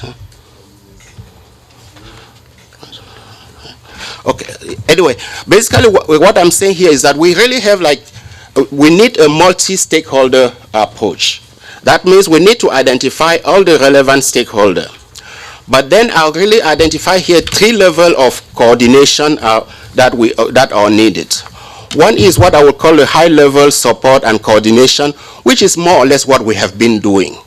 Okay, that means what we have in the mainstreaming agenda. But the second one is basically that, and that's something that is lacking, is harnessing the opportunity of regional integration and regional trade to support, to turn the opportunities that we have from the outcome of negotiation in opportunities. It means, for example, developing export strategy. It means educating the public in terms of how things can be done and so on. The last point I would basically say here is a deep national level implementation. What does it mean is then that we still have use segmentation between the Ministry of Trade, the Ministry of Economic Planning, use segmentation between the World Bank where I used to work with other institutions. What I would basically say here is that there is a need to really bring everybody together and make sure then that there is sufficient coordination and sufficient buy-in into what will be done. So, Mr. Chair, that's the message I wanted to pass. Thank you very much. Thank you. So I believe, ladies and gentlemen, you'll agree with me that all the presentations were extremely complementary and mutually reinforcing, which automatically leads us into the question and answer segment. We intend to be in this room for the next 20 minutes before we break for tea. So please make sure that your questions are very precise and that they are not statements. The floor is open.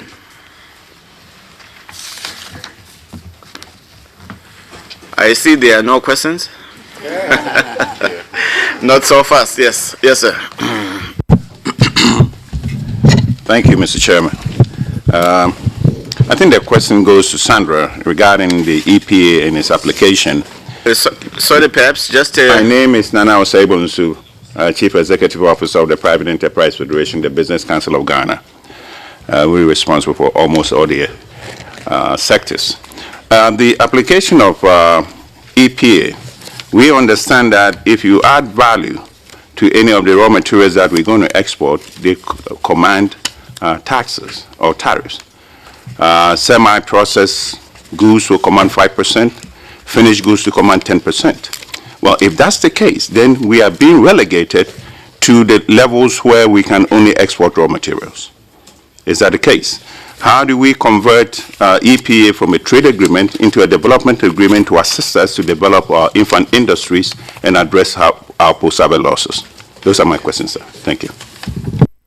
Can we take a few more questions and then allow the... Yeah. Angola?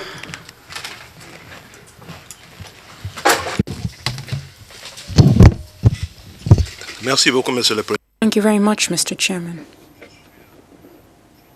I'm João Antonio, Minister Counsel at the Embassy of Angola, and I take the floor on behalf of the Ambassador, who is unavailable. I'd like to thank the CTA for organizing this meeting, which is very important. And also, I'd like to thank the Secretariat of the ACP for its involvement in organizing this important meeting. Now, I have a specific question for Ms. Josephine Mwangi, and I do thank her for her very comprehensive presentation. There's an important aspect which I picked up on in the document. There is a paragraph that emphasizes youth. And it reads, roughly, with such a large swathe of the population being so young, this indeed constitutes an asset for Africa if indeed Africa's youth can be involved in agriculture, given the new skills they can bring. I do think that is a very important portion of the text in developing our value chains and also to attract the youth to agriculture. It should be essential that we fund mechanization efforts. I'd like to thank those who focused on developing agriculture with the means available, but given how intrinsically the youth and technology are linked, they would want to see mechanized agriculture take root, and that would certainly serve to attract them. And then in dealing with challenges we face towards achieving industrialization, that would require increasing production, and therefore mechanization would be a very important factor. So perhaps in the future you could look to invest in that area. That would certainly serve or benefit agriculture. Thank you. Thank you. My name is Ante Vrijland. I work for Trademark East Africa. I also have a question for Sandra, please. I'm very interested by your explanation about the EPA and the influence on African countries. I've worked for a long time in East Africa, and I wonder how you see the link between EPAs, the trade facilitation agreement, the Bali agreement, because we don't want to overburden administrations with what we think is the right thing. So there's also World Bank activities, there's America that comes with AGOA. So how do we streamline all those agreements as much as possible? Thank you.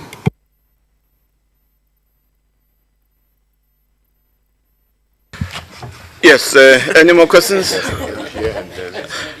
Let's try this side before we come back to it. Yeah. I have to come to the mic. Can you move to the mic, please?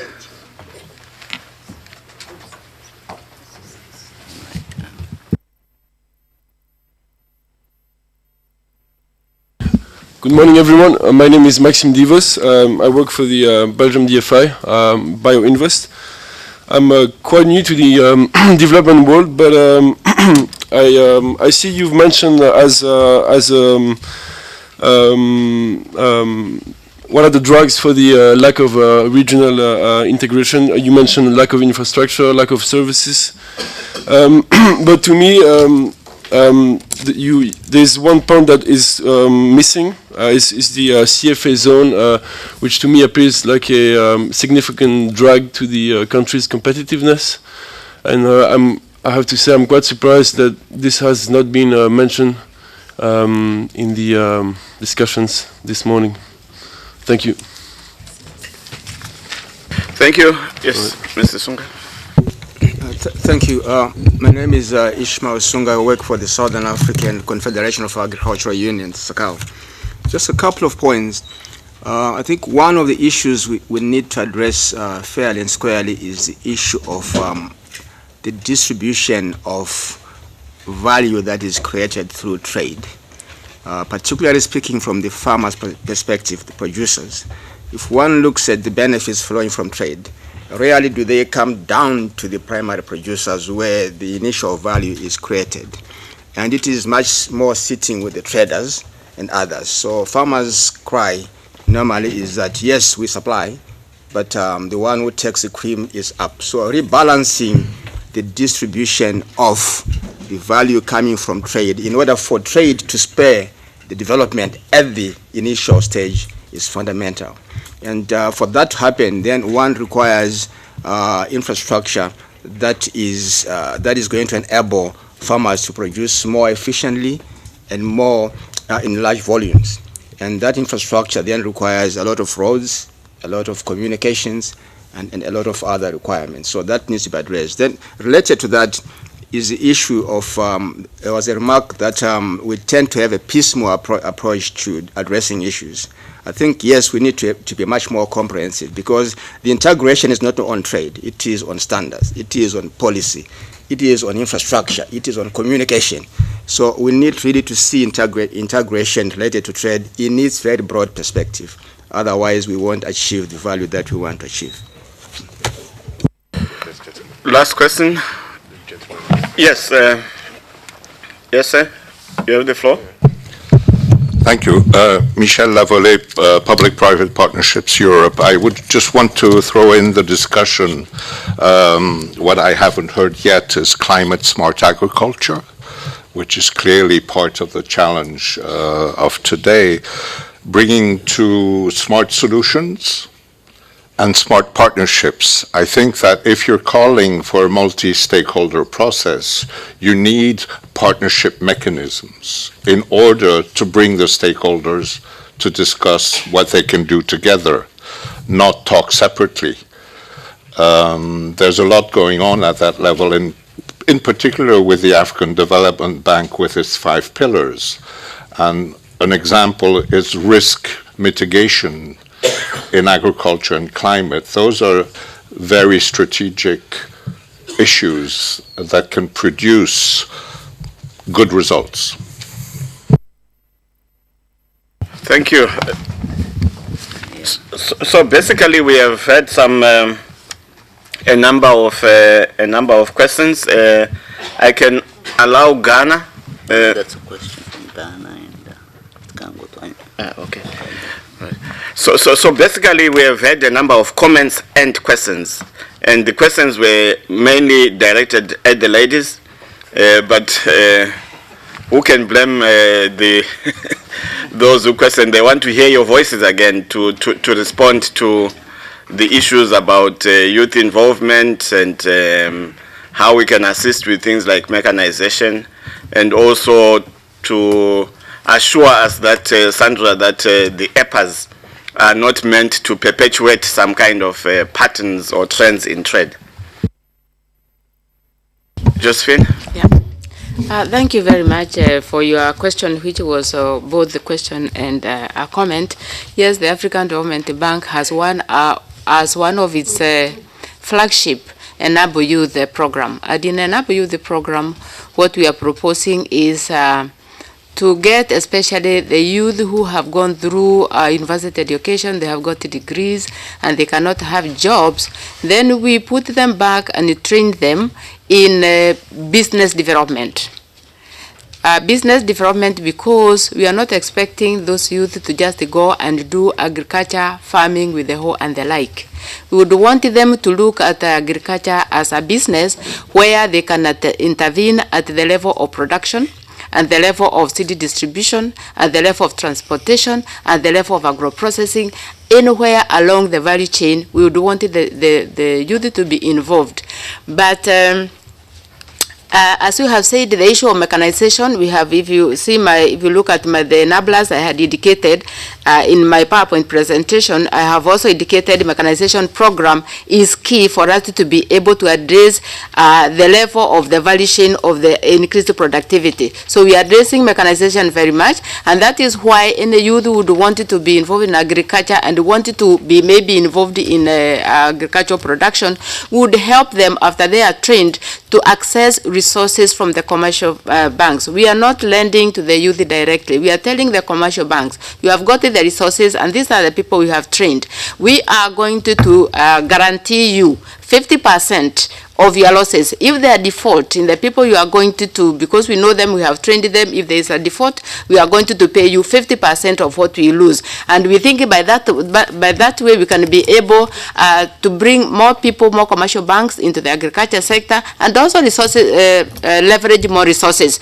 If they lend, if they know that there are resources there and there is no default, the resources we put in place can be able to continue guaranteeing much more resources from the commercial bank, so we can be able to leverage maybe 5 to 10% to 10 times what the commercial banks are lending this time. I hope I have answered your question.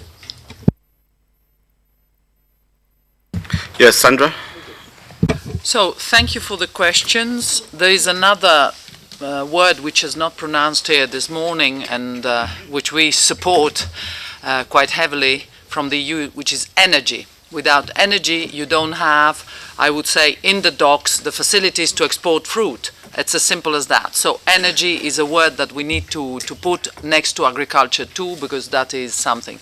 But I don't want to go into this, and I want to respond to the two questions which are useful for me to give you what is, I would say, the situation. First of all, there isn't accumulation of agreements.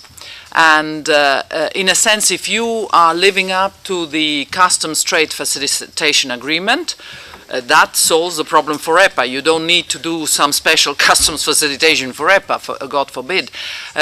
We have, by the way, an interest not to create layers and layers of systems, because we know that implementation of EPAs is already challenging, so whatever is useful is useful. And here I come to your question, sir, which somehow is fed also with this accumulation of systems. It's not an accumulation. We have, I would say, spheres. So the first one, which I will dispose immediately for you, is that you're definitely in your exports not relegated through an EPA. Why? Because the EPA gives you full duty and quota-free access to Europe. So you don't need to face a tariff when you arrive in Europe. But we are not fooled, and this is where I really feel from the heart that this is, I would say, not enough, and it has been bandied around as the only thing that EPAs do. This is not enough, because if you can have access, fine, but you have to be able to produce the stuff.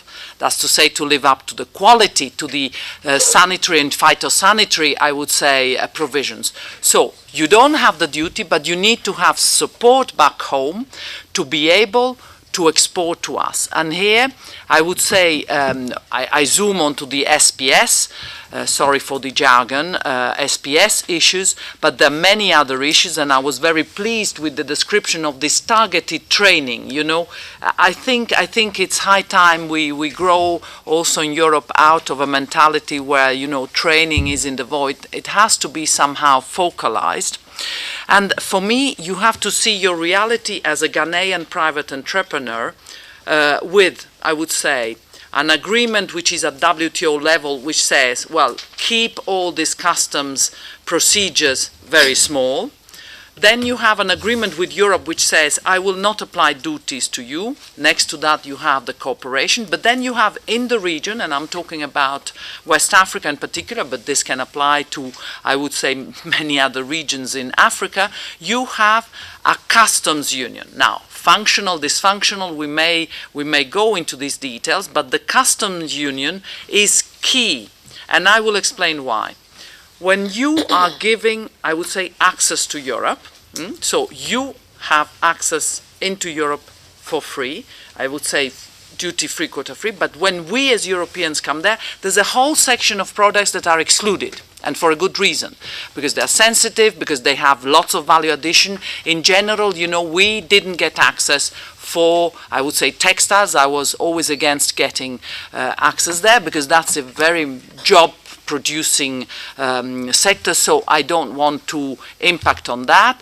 You have exclusions also for parts of the industrial part, but especially for all that was agriculture, there's exclusions. So, you know, for instance, all the poultry, all the livestock, that is all excluded. We cannot export to any EPA with, I would say, any preference. We don't have preferences for this. But you, and we go back to the topic of today, you have a region, and you have to live with that region and trade with that region. And that is where the customs unions are very useful, because you should not find duties on these sensitive items which are sensitive vis-à-vis Europe. We are not at the same levels of development, let us not fool ourselves. So if you want that sensitive part, you can trade it, but the regime that would apply to you is the common external tariff. So to simplify, you have international agreements which can be useful for all regimes. You have a bilateral one which can be a regional one, depending, for instance, you know, Tadeusz is in a regional agreement, you are in a national one still, but I hope for not too long. And you know, you have this access to Europe. And then between yourselves, which is key, we have seen it this morning, you have to have a regime. Now, EPAs, when they are regional, they have always a provision which says the other members have to likewise reciprocate access, and whatever they give to the EU have to give to the other neighbor next door, which seems to me normal. Now, for many of the regions, this is not an issue because you go well beyond, you have customs unions. But for some regions, this is an issue.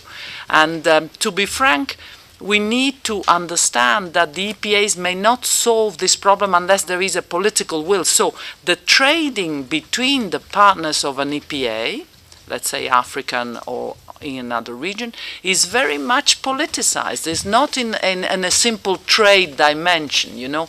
The European investor will look also at this regional dimension, because not, I would say, a fraction of the European investors go to Africa to export back to Europe. They want to be able to have the market in the region, you know, with the companies, with the jobs there.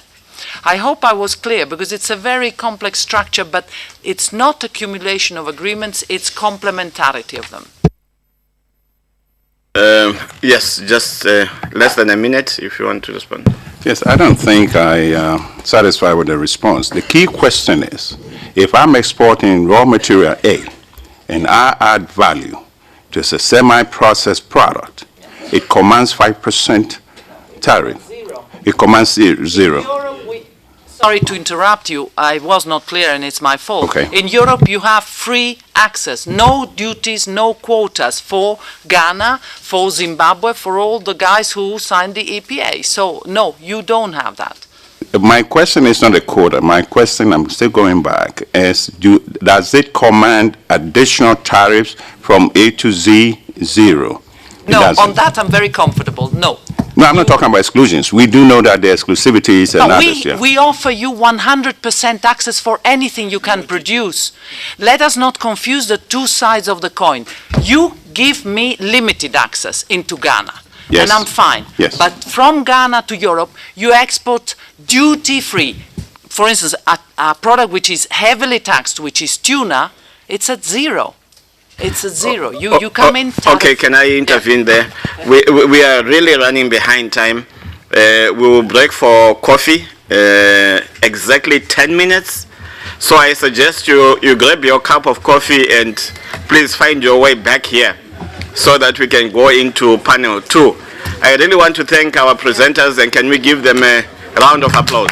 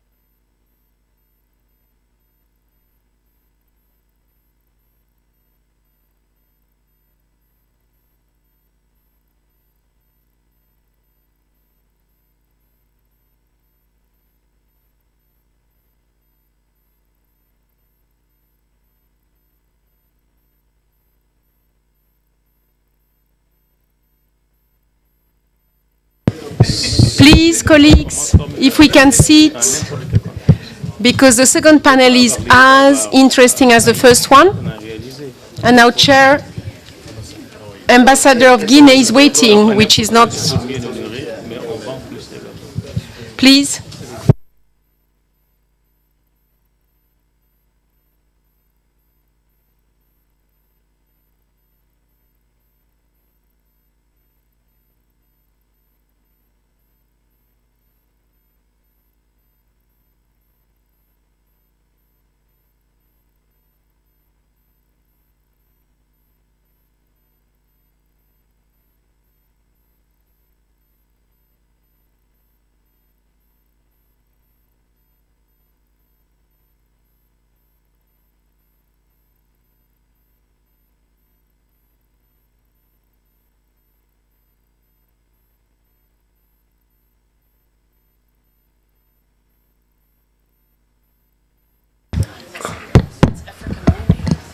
S'il vous plaît, vous pouvez prendre place. Could you please sit down? We can start the second panel, please.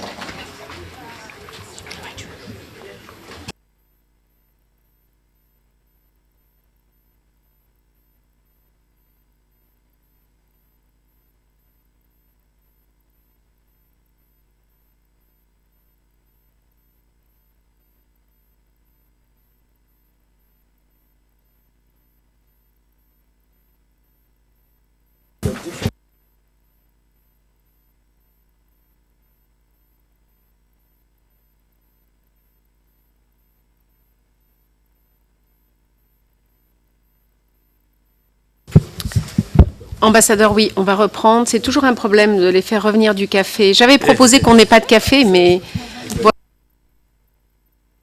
Well, for those who haven't yet had a chance to take coffee, well, that might happen for you next time. It seems I would have to exercise authority I do not actually wield. But thank you very much, Ambassador. I'm sorry to have to make you wait. So we will start now on panel 2. Dr. Ousmane Silla, your Ambassador of Guinea to the EU, Belgium and Benelux. And you have a wealth of experience, not just in policy, but also in the field, negotiation, in the private sector as well as the public sector. You have also been Minister for Trade and Mines, for Natural Resources and Energy. And indeed, we have seen how important all of those sectors are this morning.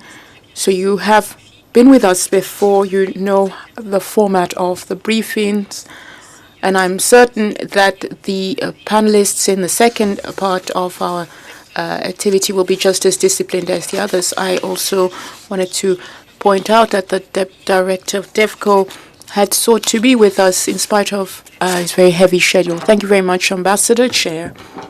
Merci beaucoup. Thank you very much, Madam.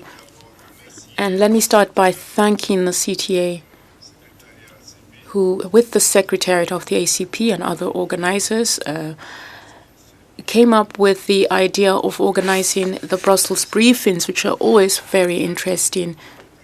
As the previous moderator said, the Ambassador of Zimbabwe, the chair should moderate rather than talk to help us gain time. So I will not take up too much of your time. Let me just say, though, I'm very proud to be chairing the second panel on developing trade in Africa.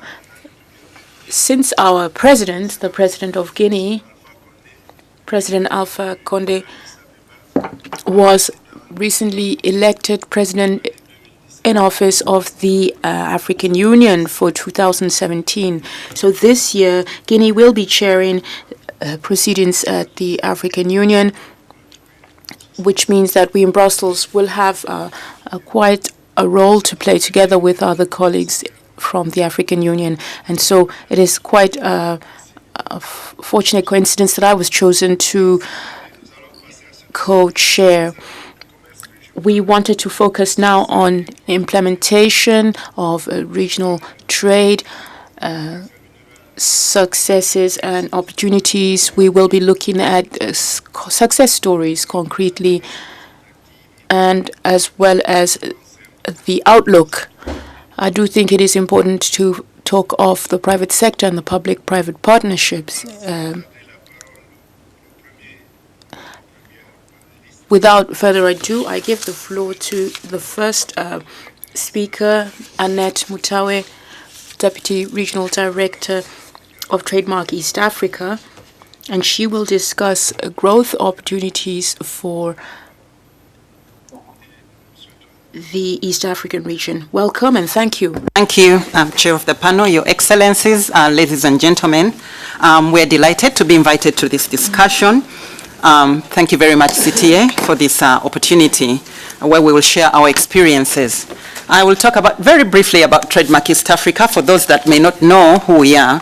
We are a multi-donor funded agency that supports trade and competitiveness in the East African community area.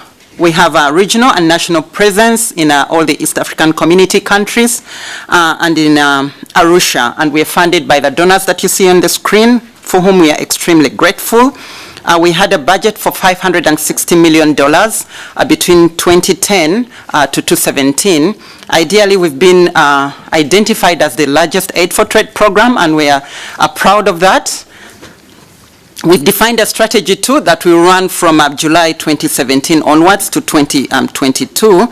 And we've also been quoted as the best example of an effective Aid for Trade program. So we're happy to be here to share our experiences.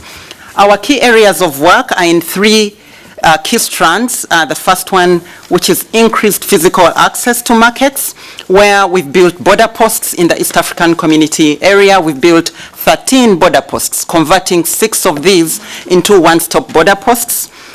We've implemented electronic systems like electronic cargo tracking. We've done single windows for the revenue authorities. We've improved customs systems. We've implemented electronic cargo tracking mechanisms. All that combined has led to a reduction in the transport costs within the East African community, coupled with, of course, as you can see, hard and soft infrastructure. And I had in the previous presentations the need for ensuring balance and the need of ensuring that you don't have a one-piece approach, but rather interventions that are connected. We've looked at enhancing the trade environment and also looking at business competitiveness. Private sector is the heart of our trade facilitation measures, and we are really glad to be here to share some of the examples of our work. I've talked about this. I think let me go straight to the examples, because I think what you really want to hear is hard examples of interventions that have happened. So I'll start with innovation and technology, because that's where a huge opportunity lies. And we had previously how that can be very impactful. Unfortunately, I don't have any text on the screen, it's just pictures.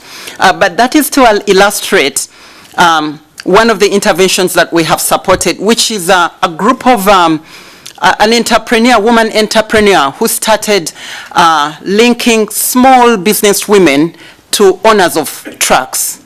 So she has a platform where she has information that has all the trucks that are available for business within the community. Women entrepreneurs can log onto her platform and find the ideal size truck that they would like to transform their cargo. And now, because regional integration has offered opportunities for movement of those trucks within the region, it has offered an opportunity as a result of interventions that we've implemented for removal of non-tariff barriers for trucks that are not registered in one country, opportunities around quick flow of goods across borders, especially for small-scale traders. For example, traders that have a consignment of less than $500 do not have to go through all the formal customs processes. It means that this woman trader who has a truckload, having identified a truck from that platform, knows exactly when the truck will arrive, wherever it's going. They know exactly how long it will take, because they can track it through their phone, their mobile phone. And that has led to a reduction in the cost for that particular woman trader. And you know, we're talking in the context of agriculture produce. Agriculture produce is perishable. If you're not able to take it through the borders quickly, that's a huge problem. We found that as a huge opportunity for women entrepreneurs to do business. This platform is dedicated to women businesses. And that for us makes a huge difference, because we want to ensure, as you saw in one of the slides that I had on the screen, inclusiveness is important for us, ensuring that we reach the women down at the farm level. Another example that I'll give you is a platform again called iShamba. This we funded through our challenge funds, and it's a pilot innovation based on a mobile-based platform which farmers subscribe to. So this iShamba platform will give you information on farm outputs. It will give you information on farm inputs, best farming agronomic practices, weather patterns, prices, farm gate prices, anything that you need to know about your agriculture, produce, maize, potatoes. It's covering a whole array of food products. As a result of that, initially, actually, our plan was that maybe 35,000 would be a good number to target.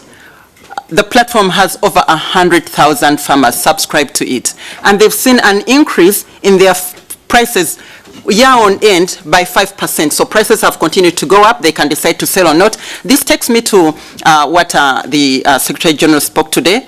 Mobile platforms and technology and the impact that it can have even for the small farmers. The platform can be scaled up. We're working with the promoters to see how best to increase on the number of areas that the platform can address for these 100,000 farmers that have been subscribed so far. There are many more that can subscribe to the platform. Another innovation, one which is going online soon, is Logisa. This is an East African supply chain platform that offers solutions for transport requirements. How it works is that shippers have access to the platform and can request for quotes on transport, on warehousing, on handling, on insurance, and this information goes to a closed user group. So, and quotes then are sent from that closed user group to the shipper who has a consignment, say in Mombasa. On the basis of the quote, the shipper might accept the quote or may not accept the quote. This is really good for exporters because they know when they'll have collected enough for export, for example, the tea that goes out through the Mombasa auction or the horticultural produce, and it allows them early advance information to plan for their logistics out of the port. I already mentioned all the interventions we've made in the port to increase berth capacity, to increase access roads in the port. So this is a holistic approach, and rather than partial interventions, a holistic approach that allows you to see bigger impact and greater outcome. So on innovation and technology, those are some of the examples I wanted to share. And complementary to these, we have other mechanisms such as the NTB online reporting mechanisms. So the NTB online reporting mechanism allows for transporters, if encountering an NTB, to send an SMS to an official in the ministry. That official receives the SMS and directs it to the most relevant agency to handle that NTB. An example in Uganda was a police roadblock that was set up without the authority of the police authorities, you know, illegal roadblocks. The chief of traffic got this SMS and drove very quickly to that roadblock to ask what they were doing at the roadblock. It shows you how quickly those interventions, online technology, innovation, can have a huge impact on business. So maybe on innovation and technology, that I think illustrates well where the examples lie, where the opportunities lie. So I'll talk about our work again on export competitiveness and what we are proposing in that area. We've worked with the World Bank to identify the most economically viable locations along the corridors. In Strategy 1, we had an approach where we didn't necessarily look at interconnectivity, looking at the port, what we need to do at the port, what we need to do at the border, along the whole corridor, all the way inland. What we're doing in Strategy 2 is look deeply into that to find locations along the corridor that offer opportunity. And the World Bank has helped us in that geospatial analysis.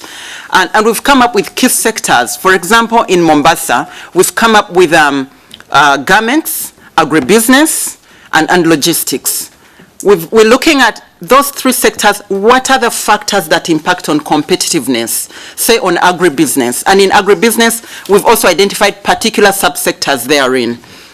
And we look at the logistics of agribusiness. We look at the policy issues around agribusiness. We look at the business competitiveness sectors around agribusiness. And then we look for partners, because we can't do it all ourselves. Opportunities might be with donors coming to work with us to address these issues. It might be with business people that want to invest in these zones because we have close engagement with governments. We're ensuring that we work within frameworks that have been defined through regional integration, like special economic zones. So the opportunities for investment, the opportunities for policy engagement, opportunities for donors to come and invest. So it's really exciting, and we've defined these geographical locations in each country. So I'll give you examples. For example, in Uganda, it's maize.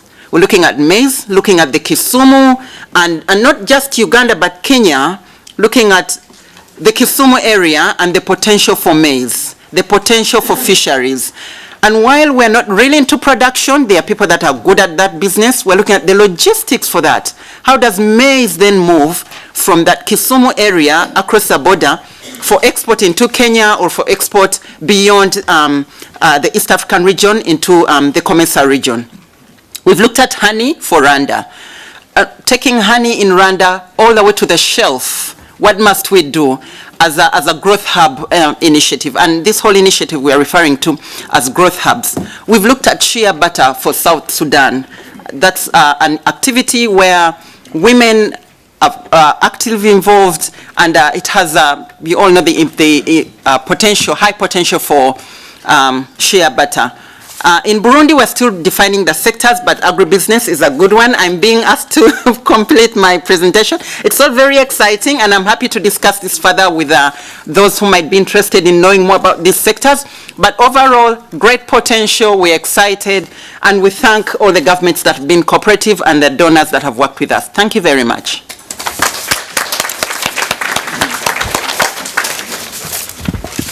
Merci beaucoup, Madame, pour... Thank you very much, Madam, for that excellent presentation. It was practical and very relevant, especially for our mothers and sisters who are working in this area as producers in East Africa. I now give the floor to Mr. Arjent Chula, who is Director General for the Southern Africa Climate Alliance. And he will be discussing opportunities in regional trade. You have the floor. 10 minutes. For 10 minutes from the Alliance for Commodity Trade in Eastern and Southern Africa, ACTESA.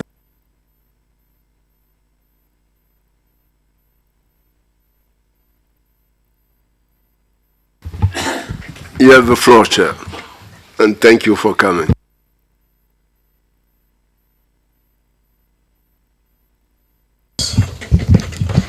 All protocols observed, and also greetings from COMESA.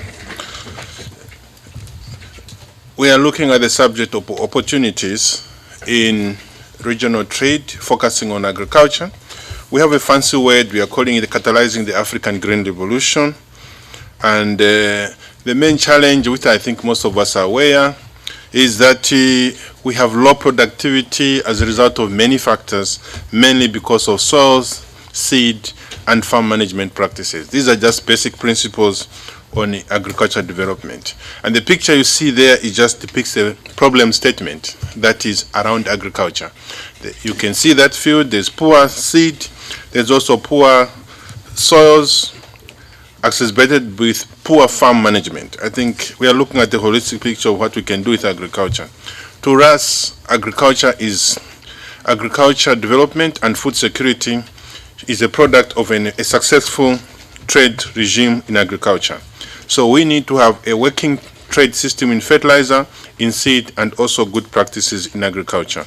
So our approach is based on these three blocks.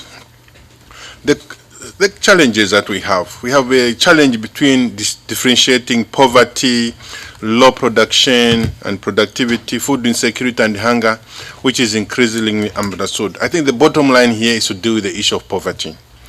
Poverty, because of its effects, it has many other things that actually emanate from if it's not being addressed. To me there, if you see the red lights, they say poverty leads to low investment in agriculture, leading to low productivity, which leads to food insecurity, leading to hunger. So that's the way the function is, and that's where we are dealing with this matter. So you can see there below that we look at effective and efficient use of quality seed fertilizer technology is necessary to trigger an African green revolution, where trade becomes a driving factor. And we have no question about demand. This morning I've been talking about different sectors of the population which are showing higher demand or growth in demand in the last 20 years. So here the issue is let's end poverty. Because of this, there's low productivity. We cannot promote our goods. Prices are not fixed because there's nothing to fix the prices on. The logistical issues is also ends out that there's nothing much to move because we still have a deficit in the market. So really, when you look at it, is that we have less to trade, to export, and as a result, we have more to import. So this is a characteristic of the current situation. This just shows you a schematic diagram which you can read later on the way we think these things can be distributed to reach the farmer and also vice versa to empower the farmer financially. Currently, the seed sector in the Comesa region, you have only 20% of the seed sector, and you have also about 60% of the fertilizer sector that is in deficient. So the marketing opportunities are very there. Is that if you want to do the seed sector, you know that there's an 80% deficit. Currently, there's 500,000 tons on the table. There's a missing 2 million tons. When you go to the fertilizer sector, you have 5 million. You have 5 million that is actually being supplied in the region at the expense of what we need as at least 12 million tons to attain a threshold of food security. Below that, you see there's a 7 million tons deficit, which is a marketing opportunity, a business opportunity for the private sector, which should actually center on that. I'm leaning on one side of the whole agriculture value chain, which I think due to time factor, I can explore more. And we have the hardware pillars, and these are the pillars that drive Comesa business when you do the issue of agricultural development. It's a trade facilitation which has been talked a lot this morning, which involves many things such as policy, regulatory, and the legal frameworks. I think we have a seed policy which is very robust. We also have a fertilizer policy and implementation plan, and we also do the issues of technology and biotech. The relevant infrastructure, I cannot re-emphasize this. This is a very serious matter. And the good thing about it that there's a lot of work in the Comesa region, a lot of infrastructure activities are moving on. Beyond that is the issue of agro-industrialization. If we have produce, how do we add value so that we can make more money from the value-added ones? Just the primary commodities, the study that is being done by many think tanks is that the farmer only gets about 10% of the total value of whatever produces on the farm. This morning, Sekao echoed that and said that how can that trickle down? How can the benefits trickle down back to the farmer? So we see that we need some kind of this pulling demand to exist, the agro-industrialization. There is a change in appetite and tastes of the middle sector, which has grown in the recent years in Africa, and there is a preference of processed food. Most of the food that is imported from outside Africa is actually value-added or processed foods. This, if we can only change the equation and do this more at in the African level, the Comesa region in particular for us, I think that is important. On the infrastructure side, there is a lot of activities going on in the region. We have about 28 airports upgrading. We have road construction. We have railway construction. If you talk of the Mombasa standard gauge, which is linking about 5 countries, the Ethiopian one, which is also another one, costing about $23 and $30 billion respectively. We have also other initiatives in the southern part of the Comesa. At one level, you see that Africa and Comesa region in particular looks like a construction site. And that picture, which I've just put there, is just to show you whatever is happening. However, you also see that the public financing part through tax and government borrowing has been very minimal in agriculture. This morning, IFPRI showed why there has been a deficit of this agriculture sufficiency or food sufficiency in the region. Basically, it's because there has been very low long-term and short-term investment in agriculture in Africa. And this is now being affected or being clearly shown by the growth in demand which is failing to be met by the supply side. So we see this, that we cannot continue ignoring agriculture. There was emphasis on different sectors, mining, tourism, construction and other, but agriculture was always considered the least. Even after CADAP, after Maputo Declaration, we still have seen that most countries have not even reached the threshold of 10% on agriculture for their national budgets. This is a vicious circle and so on. So we see there the picture showing you this one. Now, this is the most important slide to me for today. Because of this situation, in COMESA, we actually created what we call a fertilizer trade and investment platform. We launched it in Lusaka in 2015. This is a place where the fertilizer industry and the seed industry can meet and transact business as part of the infrastructure development to develop a platform in the region. The first time when we launched in Lusaka, we had 250 attendants. Most of them were from the private sector. And this platform has managed to create at least 112 business contracts, which actually translated into 1.3 million tons of fertilizer in the region. So to us, it's a working model, because what we came to realize that these players needed a platform where they can transact business. This year, we are actually going to extend this into other commodities, the seed industry and also the other industry, which is agrochemicals industry. So we are trying to show and to actually make the players have a playing ground where they can transact business. So our model is that, if you look at this, it's quite a schematic picture there. This is how it works, and we are calling it the agriculture trade platform. And this is the model that we think, focusing on regional trade, that if we have such kind of models translated even at country level, we can be able to drive certain players in the agriculture sector. Really, what has been missing has been a homegrown, strong PP model for agriculture development. In most countries and in most states, agriculture was driven by the public sector for many years. But at one time, the public sector could not sustain that. And that's why we ended in that. So to close up my presentation, these are just some of the things that you can read and so on. I still come back to the issue that we need to end poverty and hunger. There is no investment or no real investment in agriculture which has been taken in the past years because of the issue of lack of funds. So we need to end the poverty side, and then that poverty side, when we click it off, we shall also be able to end hunger. Thank you, Mr. Chairman.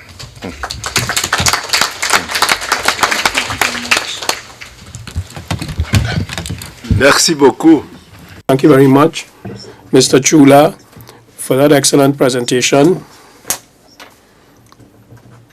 Your experience in creating this platform of trade and exchange between the various COMESA countries. Thank you. We now go on to the third speaker,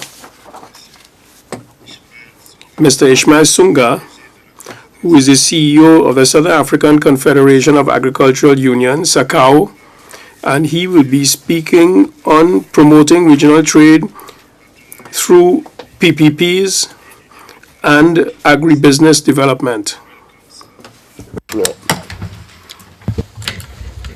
Thank you very much, and shall I also say all protocol observed.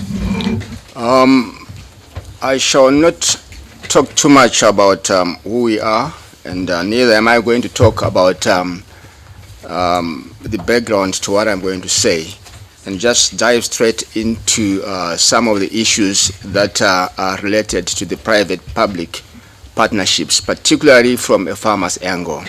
I always find myself a bit out of sync in these workshops because I'm sort of representing the voice that is normally least represented in these discussions. So I tend to be a loner in that respect. But let me not waste time on that aspect.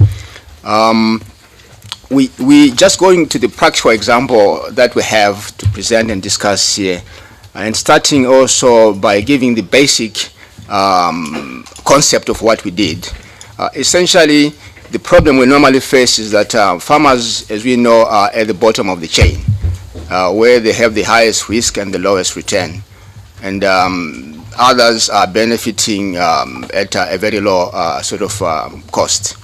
The challenge then we face is how do we rebalance the governance of the chain so that those that are generating the initial wealth then also are fairly rewarded.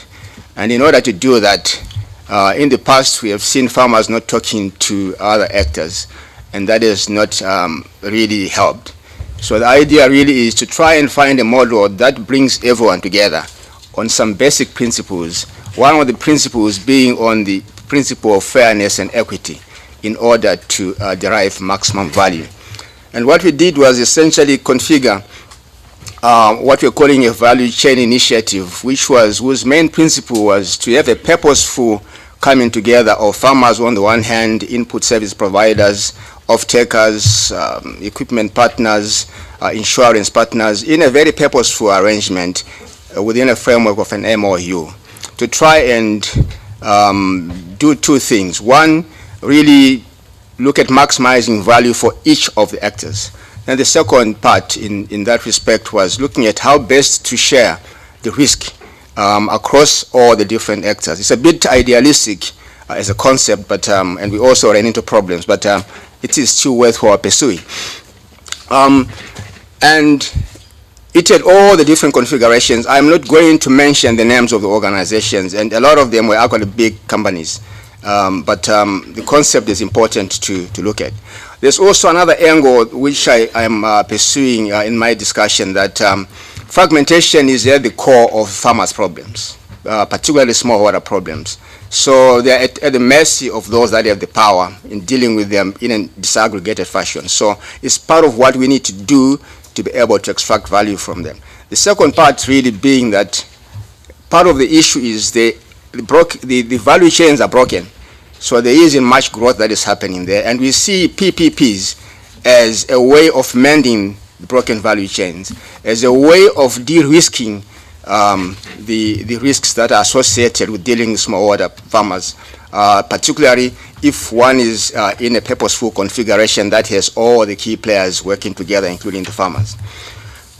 I will talk quickly about, I've said already, the concept and the main idea behind it and who was involved in it, and mention the MOU as an instrument we used to put it together.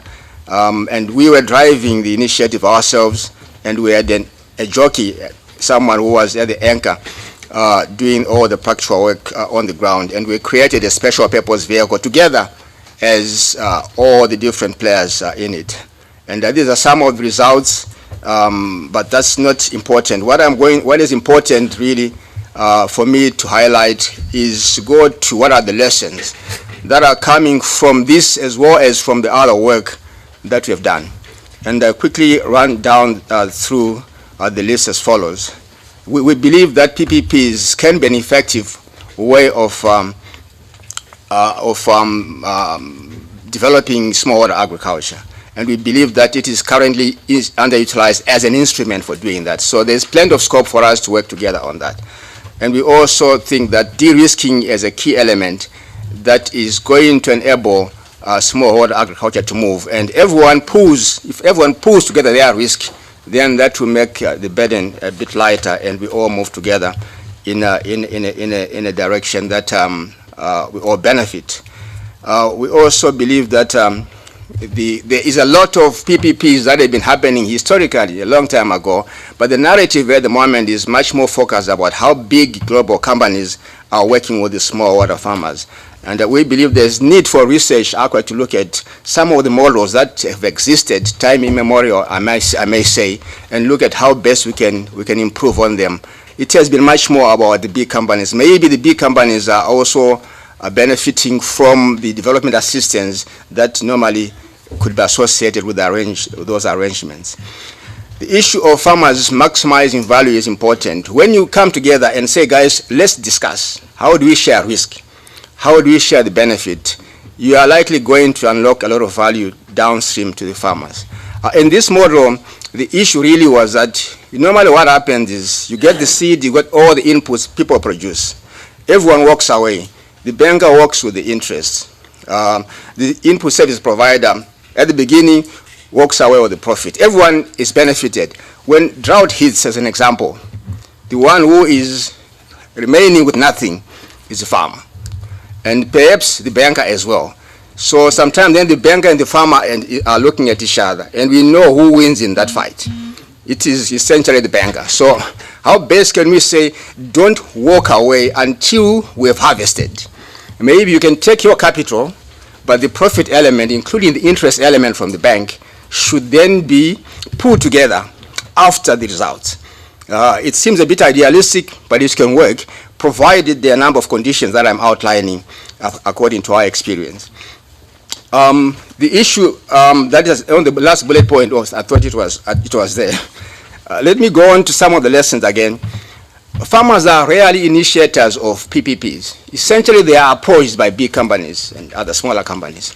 But I think we need to put it on its head to look at how can farmers put together their own business proposal and begin to initiate dialogue with the business. That's one area that perhaps we need assistance. The other is really that farmers are not so much into commercial relationships, and farmers' organizations as well are not into commercial relationships. So part of the issue, they lack the commercial capabilities to assess and configure these arrangements with the big companies.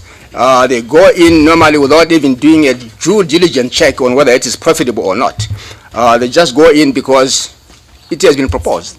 And quite often one could think that a lot of the arrangements may not necessarily be working in favor of the farmers. Issues of mutual trust, accountability are fundamental. Respect and continuous assessment to see whether the thing is working are fundamental, and a very strong independent center that does the negotiation and try to balance the different interests that normally come with a number of people coming together for a common purpose. We also saw that there is not sufficient technology transfer to the smaller farmers arising from those kind of arrangements. It should be part of the measurement of success of PPPs. How do they result in technology transfer to farmers? We also think in terms of moving forward, we need really to locate PPPs in a higher ambition, which is, as Arjun was saying, agro-industrialization. And maybe in the context of also the fourth industrial revolution, how are PPPs being structured in order to move Africa into more value addition, into more industrialization, rather than how are we using PPPs as just a way of developing agriculture? I think we need to anchor it in some higher ambition. The other area I mentioned earlier on is that we are grossly underutilizing that relationship, and how best can we capitalize, how can we put together strategies to have more of this so that we use it as a dynamic instrument for moving forward. Issues of fairness and equity and risk sharing are a problem because everyone is always wanting to. We then need to look at what are the best mechanisms of ensuring that within a PPP configuration that happens. Otherwise, it is not sustainable if it's not managed properly. Another part is, if we're saying farmers are sitting on the bad end of the chain, is it not possible to configure PPPs in such a way that farmers, through the delivery of produce to those that are on the other levels, can also begin to build their equity? Some kind of strategic investment that allows them to have some leverage in how these things, so that they not only earn from primary production, but are also earning from investments which are up the chain. We are not advocating necessarily for them to take over. That's not their core competence, but to have some more investment in that side. Also looking at, I mentioned earlier on, due diligence, negotiations, commercial capabilities, and other related things. Those are not the good strengths of farmers' organizations, nor the farmers, but they are important in PPP arrangements. How best can we put a facility to assist farmers and their representatives to be able to develop that so that they can extract maximum value from those kind of arrangements. Towards the end, younger generation of farmers is important. We believe that if we really use all the development support and all the agribusiness companies to begin to walk the journey of transforming agriculture via the younger generation of farmers, that could actually be. So a key element of the PPPs should be necessarily be devoted, not by accident, but purposefully and deliberately towards the generation of young farmers, allowing them to move in with agribusiness as well as to take a stake up the chain. And I think that will really make them more excited and more meaningful.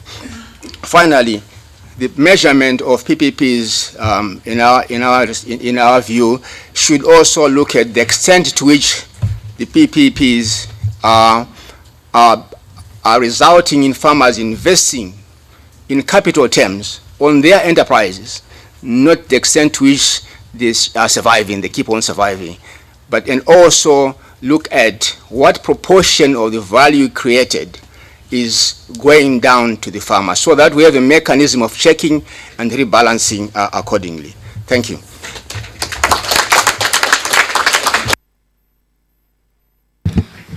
Merci beaucoup. Thank you very much for that excellent presentation, and thank you for development of PPPs in agro-industry. It was a very, very good presentation. Well, before I hand over to the last speaker on the list, let me welcome Mr. Roberto Ridolfi, Director for Sustainable Growth and Development in DG DevCon EuropeAid. Merci beaucoup. Now I give the floor to the last panelist, Nana Osei Bonsu, CEO of the Private Enterprise Federation, PEF, in Ghana, who will be speaking to us about investment opportunities and PPPs. Thank you, Your Excellency. I thought maybe beginning when you were sitting next to me, I was going to get more time, but since you moved, I also moved. And so, since this session is just supposed to close at 1, we have half hour, so I'm at your benevolence. Thank you, sir. I'm grateful to the sponsors to invite us, the Private Enterprise Federation, of which I'm the Chief Executive Officer, to be representing the private sector. We cover all the sectors in the economy, but give greater emphasis on agriculture because the government of Ghana had selected agriculture as the go-to sector to influence development of the nation. All that we heard today is talking about regional, international, continental trade, how it's dismal in the African or sub-Saharan Africa. But there's no agriculture without land. And the land is at home. And the land is local. And the land is national. So unless we look at the constraints and challenges at the national levels, trade is not going to come. And if we harmonize all the activities at the national levels and improve efficiency through policy formulation and inclusiveness, then we can address trade. Because the land mass that we have is not going to grow. It's finite forever. And unless we create efficiency in use and application of our resources, instead of factor increases of land use, then we actually will be looking at a time where generations after us will not have opportunities to do anything. So whilst we're talking about trade, let's look efficiently or at the efficient levels of the application of land use. These can be addressed because you can only trade what you produce. And if you don't produce it, you cannot trade in it. And because we don't produce much apart from the raw material base, which is almost identical in our regional levels, we cannot trade. Because why would I go for, Nigeria's sugar cane when I have the same? We don't add value. So we should look at value addition, standardization, equitable tracking of food products. That then can make it understandable for us to enable us to trade among ourselves. what we look at is the policy framework in the respective countries. They are disjointed, they're not in cohesive, they're not coordinated. So within the even ECOWAS region, you have variable policies affecting agriculture one way or the other. So we have to look at policy framework, how they can influence the taxes. In Ghana, when we have zero taxes on agriculture investment, there was not much increases in agriculture investment. Then the government of the day is looking for revenue and increases taxes on agriculture. How is that going to influence investments? Now, sanity prevailed and they're removing that. So to influence agriculture, we need technical skills and competencies. The smallholder farmer, they are understanding what it takes. The nucleus farm outgrower arrangement, the big players, how do we do that? If we do that, if we influence that, we're able to increase productivity. Most of the African countries are subsidizing fertilizers to increase productivity. Fine, beautiful. But at the end of the day, we have 35 to 55% of post-harvest losses. So what are we subsidizing? Waste. So we should look at the efficient use of the resources that are limited in our circles to make sure that they are applied properly to influence what we produce. Financing. I like what the lady from Africa Development Bank talked about Africa Development Bank's interest and influence to increase financial access to agriculture across board. But it's limited to lending. What about private equity? Because if you're starting a business and you're going to borrow, you don't have a product to sell, you're already down the drain because you wouldn't have the resources. So that the risking mechanism, share risk exposure, should be also extended to equity angles, and I think that will help.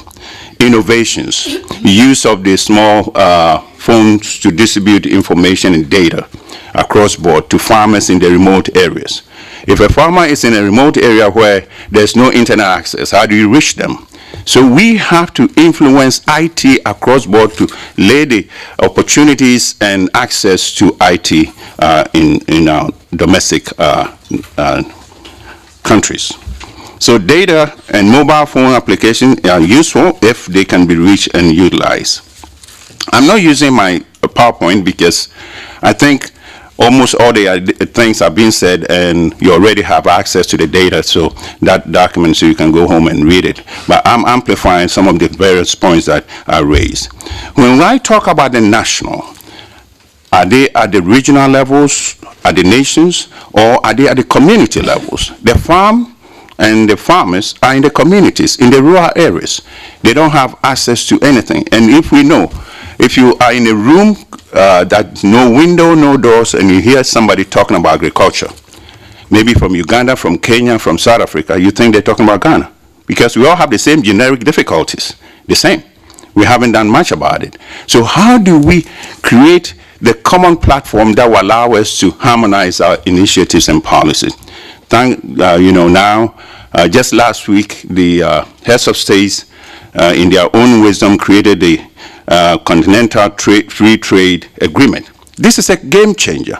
All the protocols that have been signed previously, bilateral, multilateral, are now going to cascade into the level where they have to be influenced by the Continental Free Trade Agreement.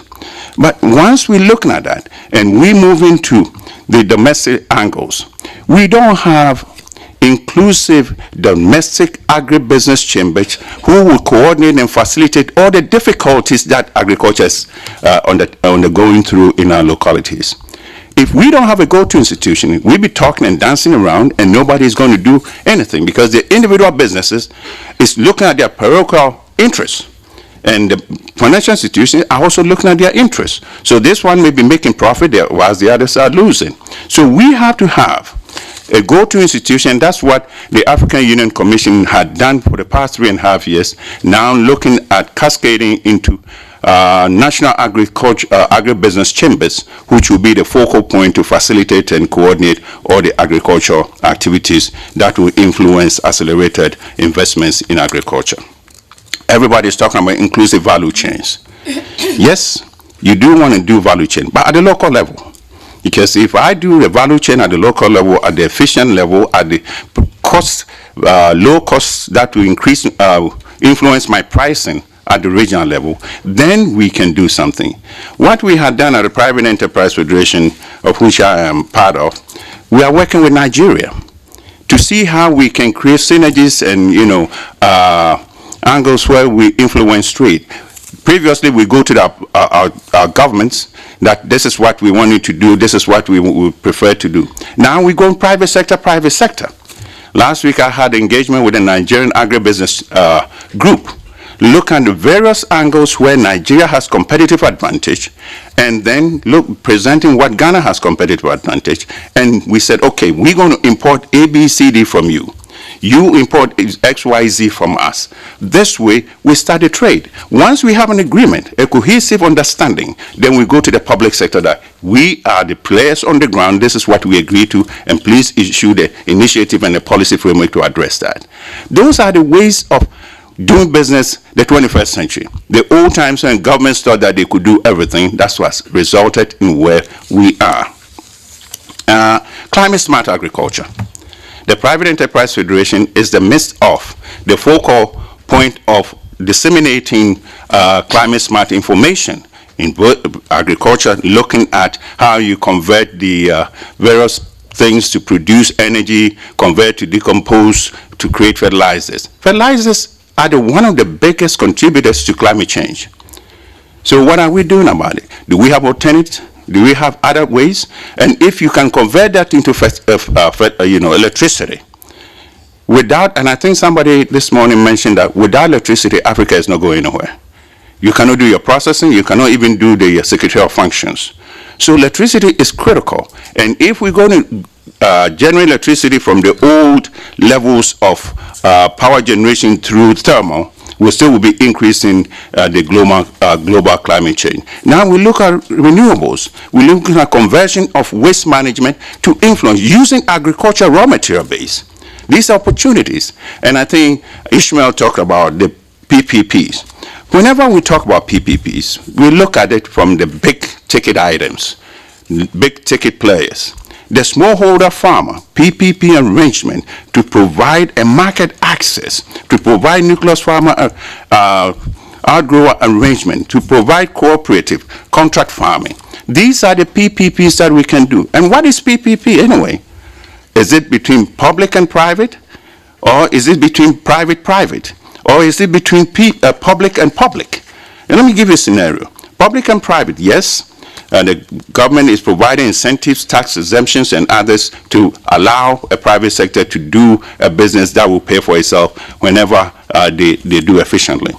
Then the private, when Monsanto is coming to Ghana to partner a local private sector research institution to be able to grow a new variety of seeds, those are PPPs based upon incentives that are created for that kind of arrangement. And then PP, public, where the national government is looking at the community leaders, community teams, community inspectorate to provide certain incentives to generate activities that will become economically viable and influence the range of farmers' activity within the communities. So these are tools that are available to us. But I think we start talking above our heads when we talk about regional, continental. We have to come back home because they can only become effective when they are done at the home level. Thank you very much, Your Excellency.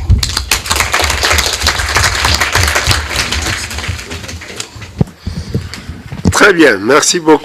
Very good. Thank you very much for that presentation on PPPs. It's exceptionally. You also stress an important point, the role of energy. Without energy, you don't have any processing of products. There's no agro-industry. Thank you very much. So before we reach the concluding remarks, I think we can have a Q&A session relating to the 4 presentations, very good ones. So do you have any comments or questions? Et l'Angola. Angola, chargé d'affaires. Merci beaucoup, Monsieur le Président. Thank you very much, Mr. Chairman. I would like to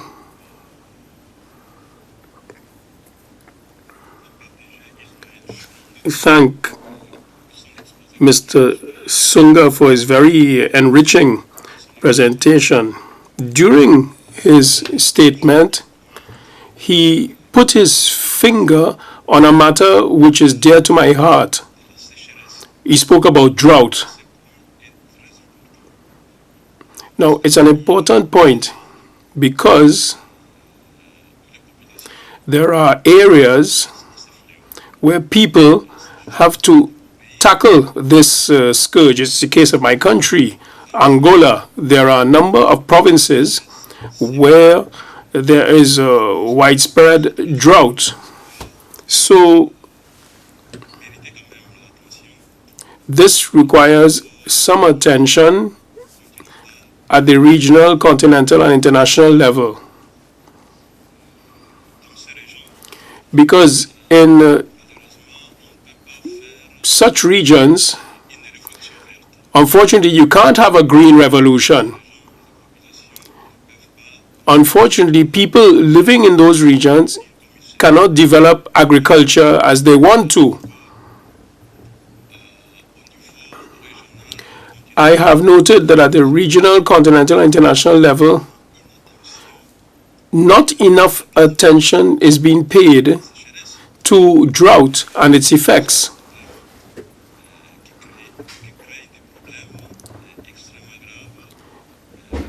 Because drought leads to further more serious problems. People want to develop their agriculture, yes, and want to embark on a green economy, a green revolution, but because of drought, they are being strangled, if you will.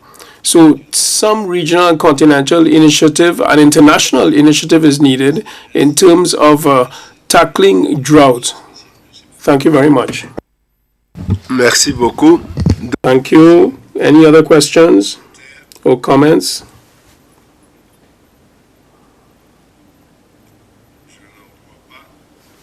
None? Let me give the floor to Mr. Sunga as to whether he has a further comment on drought before I go on to the concluding remarks. I think the main comment is relating to the theme that I was alluding to about sharing the risk. At the end of the day, if there's drought, who is shouldering the burden of that? You find that there may be support towards the consumer, trying to alleviate their plight, but you don't get as much prominence about support towards the producer to be able to put themselves back to where they were before they can prepare for the next season. So when they start the next season, essentially they are starting from a minus, which becomes a problem not only for them, but for the entire nation. So we really need to look at how do we share the risk. It could be subsidization of insurance through a public facility. It may be also to look at, and it may not be very popular, but it's reality, to look at methods such as having a drought levy, but which is not going to service the consumers, but is going to be servicing those that are producing.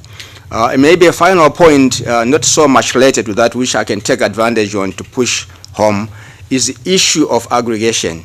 You find that most of the farmers are aggregating around the agribusiness. They are not aggregating around themselves first and then go and do the business deals. I always say he who aggregates reaps the benefit. So if farmers are not able to aggregate first and then approach, then they are going to approach in a fragmented manner and are therefore not able to sort of get the maximum return from that.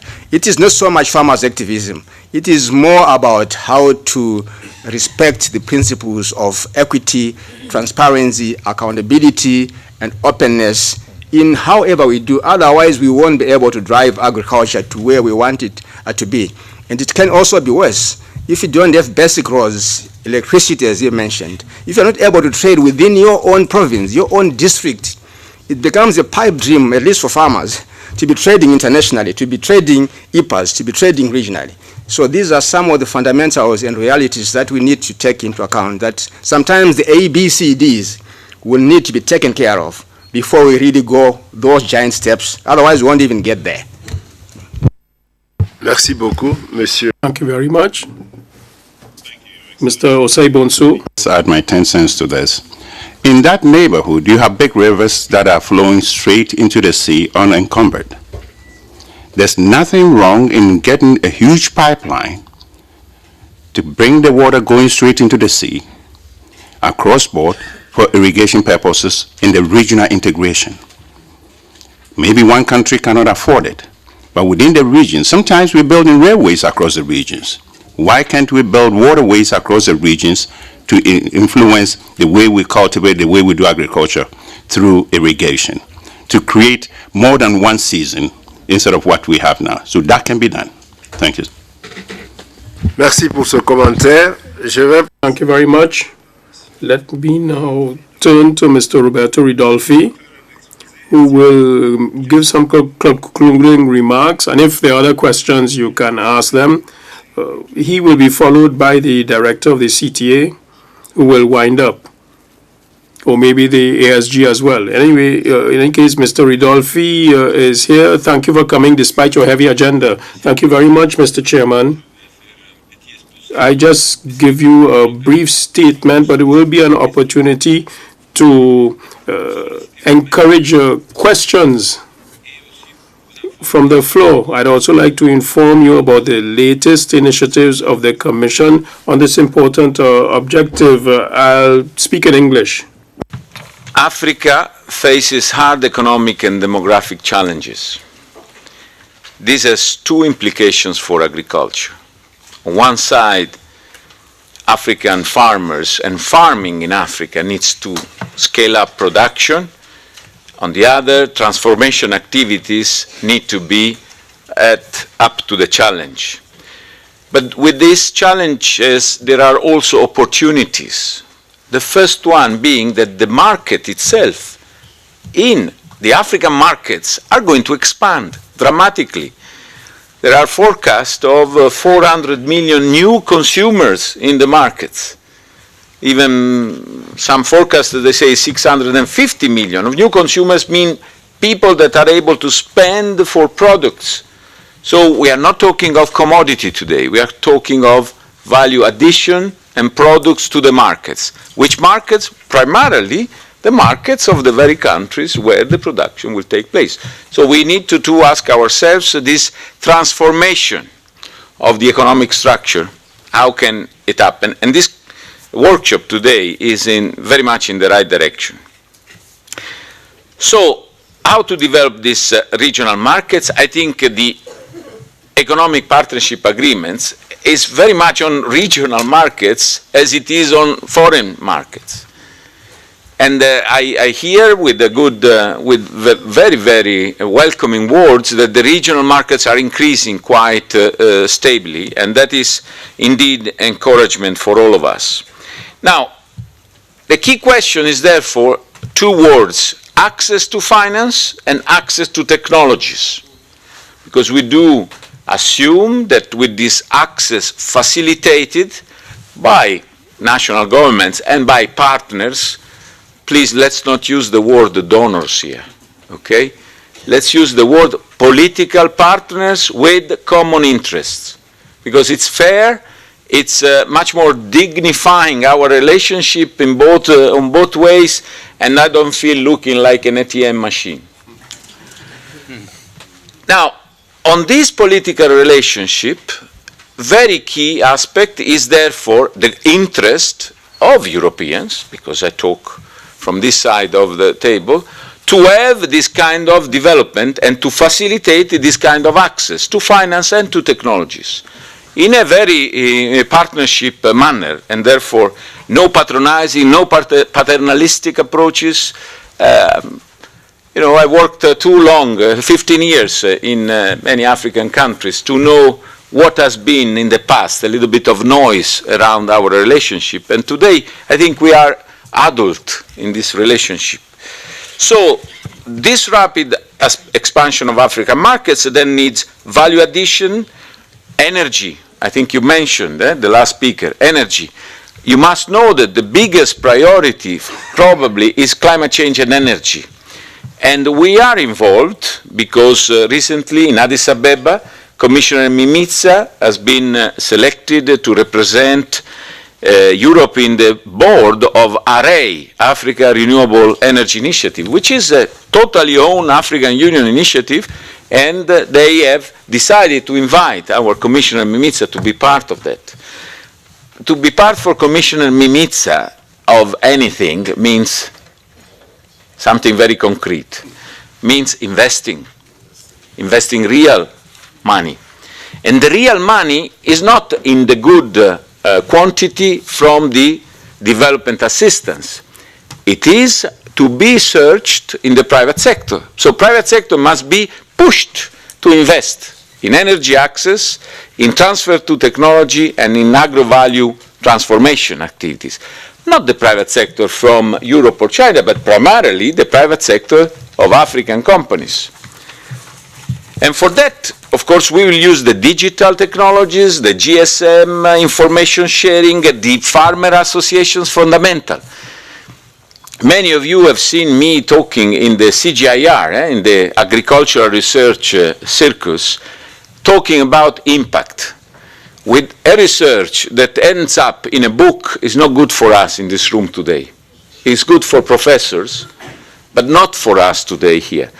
A research that ends up in having an impact on farmers, on their capacity to produce, and we come in a second to the fertilizer issue, it is good for us, okay? Now, that capacity, of course, we're not talking of the thousands, we're talking of the million farmers. So I ask not to do 25 research, perhaps we're doing 2, but with these 2 research reaching 50 million farmers. That is a little bit the line. Not for my trade department, but for the agriculture and rural development guys following this. So there is that intention to have an impact, and that is agriculture. Then let's move into agribusiness. First of all, in order for investment to take place, you need to have a governance that works. The first question anybody asks is, okay, but if I invest land, very important issues. I'm not going to elaborate on land because it's very difficult. But land is one of the main issues for agriculture. For industrial investment, is much less so. For industrial investments, is a question of, for example, of the functioning of the licensing system in the countries. Is the functioning of the justice. If you have a tort, you want that tort to be readdressed. And if you don't have that kind of governance in place, then you get worried and possibly you don't invest. That's why, I will tell you in 2 minutes, the investment plan of the European Union is composed by 3 pillars. One is financial engineering, means to invest. The second is technical assistance to trigger investments. And the third one is policy dialogue to get a conducive political and policy environment in each country to allow investments to flock. The 3 together will reduce the risk, which is perceived. I was ambassador in Uganda, and I started an equity fund for SMEs. That was 2011. 2 weeks ago was finalized, so it took a long time. But it was finalized. And my first point of departure in 2011 was the National Fund for the government employees, for the pensions. Because they are investing in London real estate market, please. Africa has plenty of money who's flowing away. So our first obligation is to invest there, keep there. They were investing a lot of money for the pensions of the employees. So I went to see the managing director and say, look, why don't you invest in agriculture in Uganda? Because the president was asking me, Ambassador, we have to invest in agriculture. Of course, but let's start first of all with your own money, and then, no, but the money of the employees' pensions must be protected. So if you yourself see that the risk is so high for money not to be invested in the country, can you imagine the others? So that is the first and most important point. That's why the external investment plan works towards this direction, to bridge, and also to put some money to guarantee. So we are saying, if you go there and you invest, and this investment is in line with the policy of the government, is in line with the land tenure, is in line with the social, economic, and environmental parameters. So it's not just investment for the sake of it. That investment will produce jobs, but not simply jobs, but decent jobs, decent and sustainable jobs that can be sustained in time, not just for 2 years and then we close. Then we can protect that investment, providing a guarantee of first loss for your investment. That is the grand plan that we are trying to do. And this will certainly have one window for renewable energy, because it's essential for everything, but one window will be for sustainable agriculture. And sustainable agriculture means an agriculture that uses as less fertilizer, as less chemical as possible, because this is gaining very big space in the markets. So the future in 20 years is really the agriculture that today I've seen in many African farms being done with agroforestry, using biodiversity as a way of fertilizing the soil. And that is a premium in the supermarket. If you go around here in Brussels, you will see 20%, even 30%, even 40% premium on those products that use less chemical, less fertilizer. And in that one, we are in conversation with the African Development Bank. The Vice President was in our office this morning. We are in conversation with the IFC of the World Bank, because they are willing to take risk. And we are willing to go in the places where nobody wants to go, in the difficult, fragile situations. Because everybody is able to do, I make an example, an investment in Kenya today is very booming, sort of. So we shall instead looking at other countries where it's not booming. Why it's not booming? We know, we don't know, we have to know, but at the end of the day, we need to push investments in that place. Let's go a step back. Where we are coming from? We are coming from the Addis Ababa Action Agenda on Financing Development. You remember, was July 2015. We are coming from the SDGs, September 2015. We are coming from the COP21 in November 2015. These three big international agreements state the new game, which for the European Union has been translated in the European Consensus for Development, and our efforts is to bring our member states on the same line so that we work as one. Two, in the external investment plan, this grand plan to use a small portion of ODA for investments, public but also private, and in a big way. We have launched examples for that called Electrify, which is trying to get electricity by off-grid solutions in remote areas where the main grid will arrive, but it takes time. It works. We have private investors that, accompanied by our coverage of risk, can go there. Now we want to do, and we are launched as well, the Agrify is the same thing for SMEs. But it's not one initiative that is going to change the world. It's the approach, so that everybody has got the same initiative. So blending, that is putting ODA grants alongside loans and equity and private investments, works in three conditions. One, shall not distort the market. Two, shall go where nobody wants to go, and provide additionality. Three. So additionality means that without the grant, that investment will not take place. Without the guarantee, that investment will not take place. We have practical solutions. I'm not going to details because I think you know what is the Agrify, what is the Electrify, and you have read the regulation which has been proposed by President Juncker on 14th of September for the external investment plan. This is a plan of about 4.3 billion allocated, which must generate between 45 and 60 billion of investments, where Africa and the neighborhood also the neighborhood is included. Now, in this situation, we are asking, and perhaps you can help, so I ask your assistance. We are asking European member states to come on board, adding a letter of guarantee, not even cash, not even cash. The cash we put there. We are asking member states to add a letter of guarantee so that we can increase the volume of our guarantees that the banks that we will work with will provide to the private investors. So you can see how it works. We provide a reassurance to a development finance institution that will offer guarantees, loans, and equity to private investors. So we give comfort to the financial operator. Now, to give that comfort, we have set up some money, and we are asking member states, please come with other money and or a letter of guarantee, because you know how guarantee works. If you are good, you don't waste money, you don't lose. If you are good, means we have to factor that there will be some losses because we intend to take also risky investments which are necessary for economic development, and today nobody is doing. So we have to balance. So alongside 5 risky investments, we have to do 5 less risky so that we can balance where we lose and where we gain. But by doing that, then a revolving cycle is activated, and this is very, very important. Policies on subsidies are essential.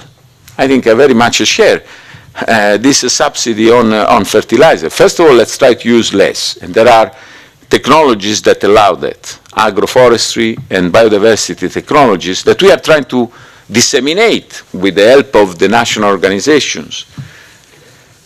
But when you use fertilizer, make sure that your subsidies does not, one, distort the market. I can tell you a case or two where this has happened very badly.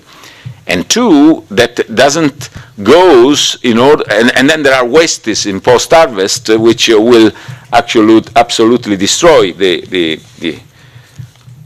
efforts. I'm going to conclude so that we can open also for a discussion. Now, this will be ready to operate, but we are already operating. Electrify and Agrify, they are operating. We are doing a lot of things with the CTA, with the secretariat of the intra-ACP secretariat. We are working on a big SMEs development program. And of course, there will be the most important part for African countries. And we want to be very practical. We don't want to disperse money in too much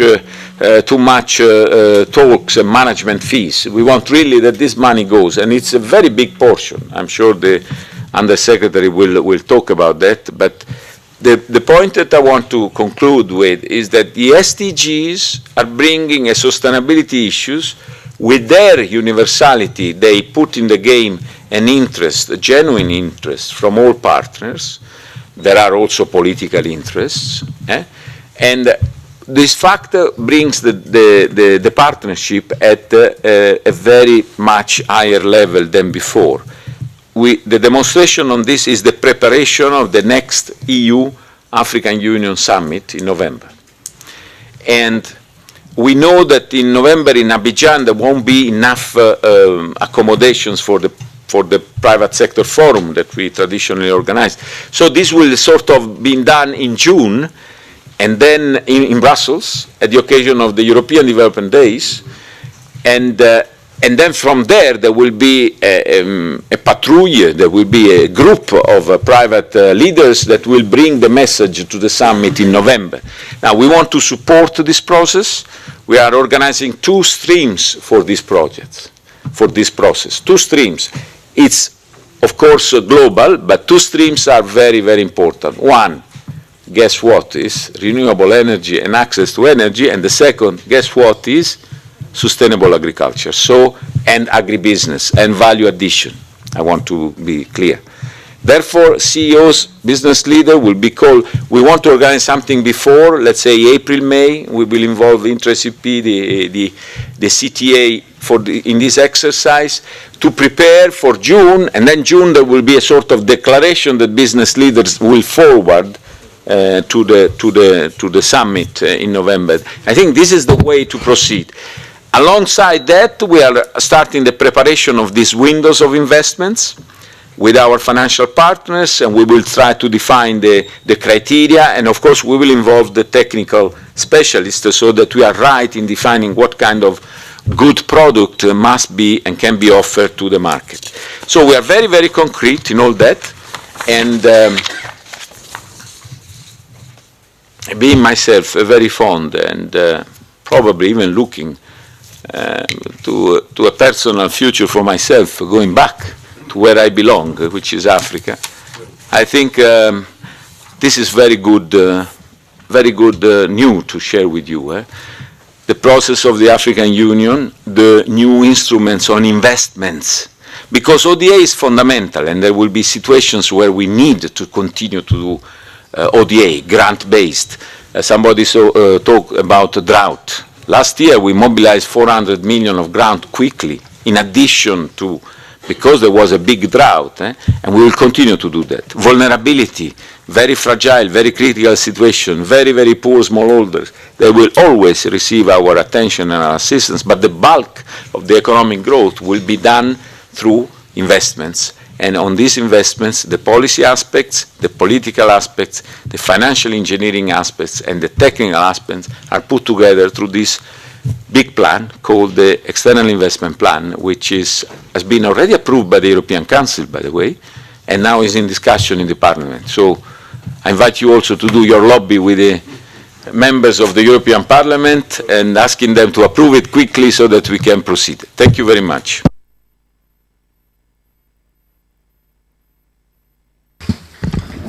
Merci beaucoup, Monsieur le. Thank you very much, Director. That was very interesting. And indeed, thank you for that presentation. Thank you for coming. Before I give the floor to our two presenters to conclude, I'd just like to hear perhaps from the Director General to give some answers. Director General for Growth and Sustainable Development and the Ambassador of Uganda. My name is Bruce Byers from ECDPM, the European Centre for Development Policy Management. I wanted to ask Mr. Ridolfi just on two short questions. One of the discussions that's been taking place earlier today, and particularly coming from our colleague from SACAO, was about who captures the gains. So when investments take place, how do we make sure that the gains are really fairly distributed along the value chain? So I wondered within the investment plan whether there are some sort of mechanisms that are already focused on the sort of that dimension about, it's not so much sort of helping the smallholder at the bottom, but really looking at the sort of the power relations, let's say, along the value chain. And a similar question, but at a different level. Today, the focus has been on regional integration, and I just wondered within the external investment plan, is there an aspect, it didn't come through in your presentation, but how do you see the link between the external investment plan and these regional integration dynamics? Is it something that's sort of seen as a contextual element, or in some way is EIP expected to help promote some of these integration moments? Thank you.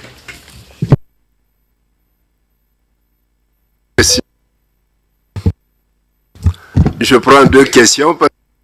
Two questions because it's 1 p.m. and the interpreters have a limited time remaining. The gentleman at the back, go ahead, please. Yes, go ahead, please. You each have 1 minute because the interpreters will have to leave.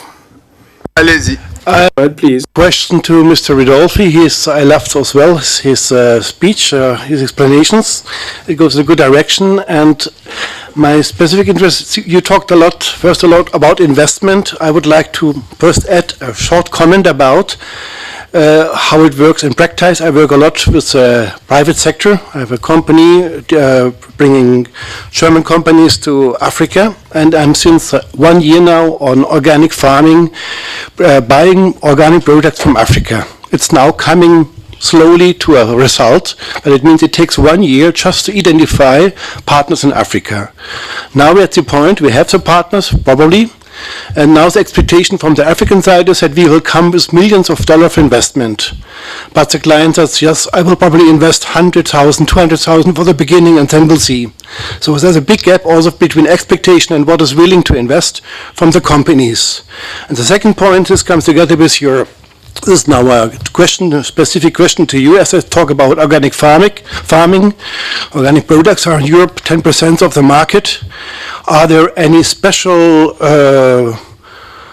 programs from the European Union to support the organic farming in Africa? Merci beaucoup. Le prochain. Thank you very much. Mr. Ishmael, go ahead, please. Pardon, soyez bref maintenant. Please be brief.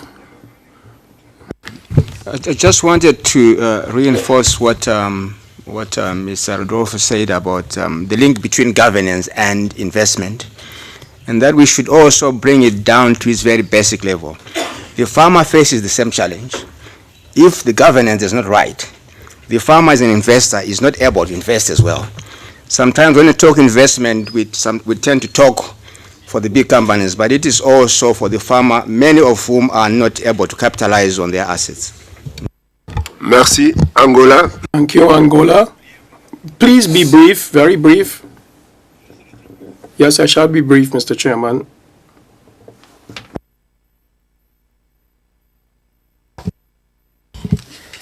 Mr. Rodolfo. Mr. Rodolfi broached an important matter relating to the amounts available for those regions tackling drought, 400 million euros. So I'd like to find out what are the eligibility criteria to access those funds. Your Excellency, I think Your Excellency couldn't have said it better for us in the sense that the local coordinating institutions who facilitate all the information that is available, all the programs that are available, should be supported in a way that the farmer, who doesn't even realize, understand what is going on, what capacities are available to them, can appreciate that they are, and should be able to link with the European partners who have the technical skills to improve what we do. Because we've been talking for a long time. And, you know, unless we have these coordinating institutions, agribusiness chambers and agribusiness institutions locally, all this information will be lost. That's what we expect your indulgence. Thank you very much, sir. Merci beaucoup. Je passe. Thank you very much. Mr. Rodolfi has the floor in order to answer a number of questions. Yes, very quickly. CDPM, who captured the gains? It is our feeling that the gains must be captured at all levels by the right people, by the right actors. And that's why the plan is so important, that cannot be managed by a bank. Is a policy and political actor that must control where it goes, because for the bank will be only the return giving the criteria. And we have insisted that the banks will implement, and they are fundamental in implementing, but there must be sort of policy control in order to make sure that these links. I can tell you that we are also conceiving and studying CSO involvement in monitoring and tracking, which is very important. The links with the EPAs are great, because when you produce, you want to have access to markets, and when you become skilled, your market expands outside your national borders. And your national borders, first of all, expand in the region where you are, and that's where EPAs comes very handy. And I think trade is an essential component. We are now trying to see how we can launch a reworking of the aid for trade in line with this new approach. Thank you for the entrepreneur that is doing such a big effort on organic farming. There are, yes, organic farming. I don't have the details here. If you get in touch with Axel and me, we will try to find out where are they and how they work.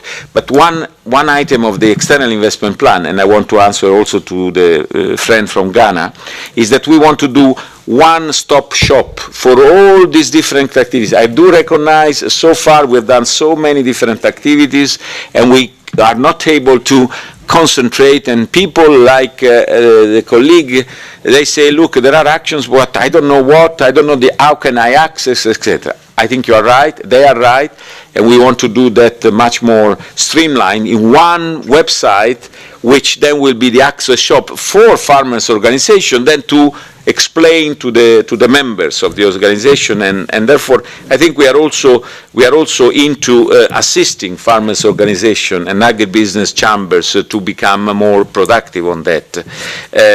But for the main question, it takes time. I think you are right. It can take 1 year or half a year or 2 years.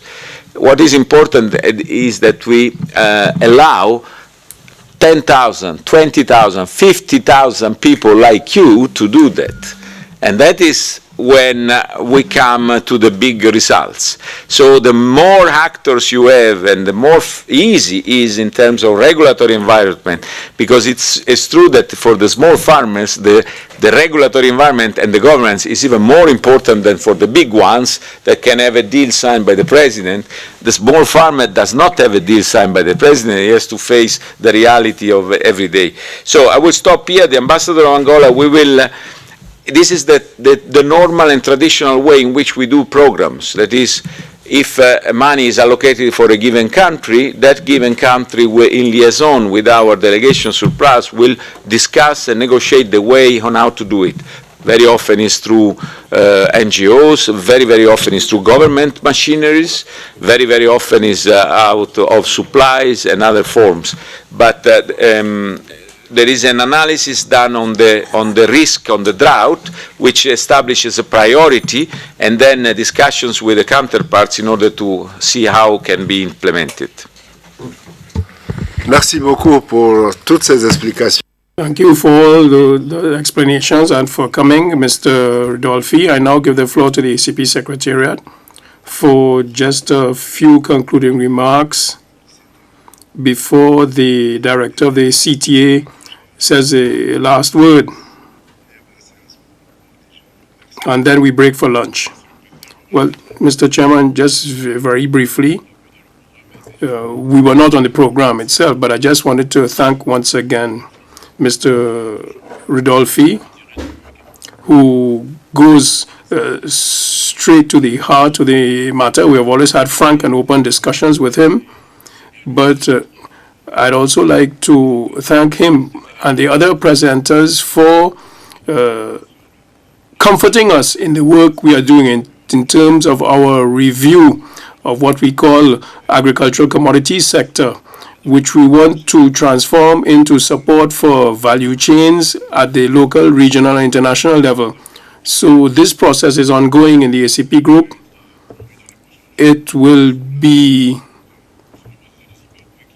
headed in the next few days by the ambassador of Zimbabwe, who is the new chairman of the subcommittee on commodities. So it was good for him to be here, and it was good for him to hear from the stakeholders what is expected on the 23rd and 24th of February in Brussels. Together with the support of the CTA, we shall be organizing a symposium. Some of you will be approached in order to participate in it with us, so that the internal thinking process we have been having can be tabled and we can get your opinions. But I'm really reassured that 95% of what we envisaged in terms of priorities was reflected today.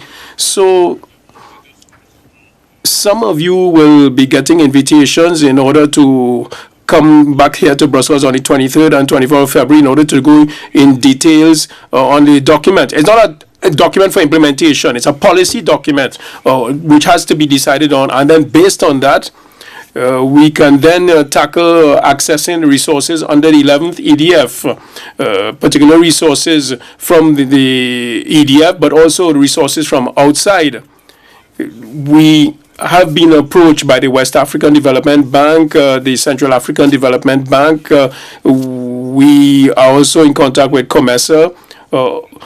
Of course, we have gone beyond Africa, the Caribbean. We have the Caribbean Development Bank. So we really want those development banks to play their roles in order for commercial banks to serve as a relay for investment, impact investment. So the process is ongoing. You will be hearing from us very soon, and we hope that together we can give a flesh to what is just a skeleton now. So thank you, Assistant Secretary General. Je passe la parole à Monsieur le Directeur. I give the floor to the Director of the CTA.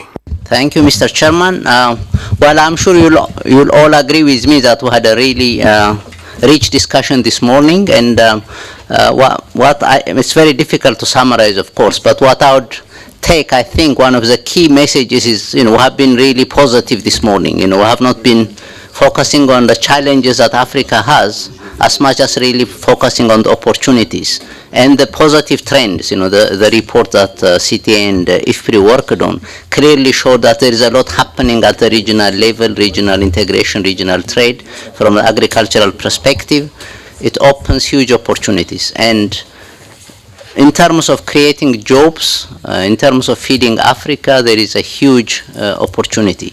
So I think throughout the morning, including the intervention from Roberto, it's very clear that there are huge opportunities, and everybody is moving along the same direction to mobilize private sector resources, make aid much more effective and catalytic, and also work towards impact, making sure that the technologies reach farmers and innovations in ICTs and so on all come together to make a real impact on transforming the agricultural sector. So I think it's been a very rich discussion. Well, of course, CTA were very happy to work with IFPRI on this particular briefing, and as I said earlier, our report will be launched officially in the next few weeks, so we'll have many of the details very soon. We are also working on a number of areas. I think one key message that came out this morning is the need for capacity building of small SMEs, farmers organizations, cooperatives, and so on. And that's one area which also CTA is putting a lot of effort, and we hope to work with our partners like SACAO and so on to develop our work in this area. So without any further ado, I'd just like to thank very much our chairs this morning, the Ambassador of Zimbabwe and the Ambassador of Guinea, Excellencies, Mr. Ridolfi for taking his time from his busy schedule. Always he puts in a lot of energy in what he says and pushes us to go, for impact. So we appreciate, that consistent message that we should get things for farmers. So I think that's very helpful to keep us, focused in what we are doing. Of course, our speakers, for really providing very substantive contributions, very concrete examples, and focusing on the results that are making a difference on the ground. So it was really greatly appreciated. That's what we value in the Brussels briefings, is that we bring people who really know what they're talking about and who have a lot of substance and content to contribute to the discussion in a short period of time. So I hope you'll join us for the next briefing, which is planned for in March. And we'll be talking about rural transformation in the context of rapid urbanization, which we'll do with BMZ, GIZ as partners, and that will be on the 15th of March. So, well, thank you everyone. Interpreters also we'd like to thank, and we just encourage you to continue the discussions during the networking lunch that we have after this. So thank you very much.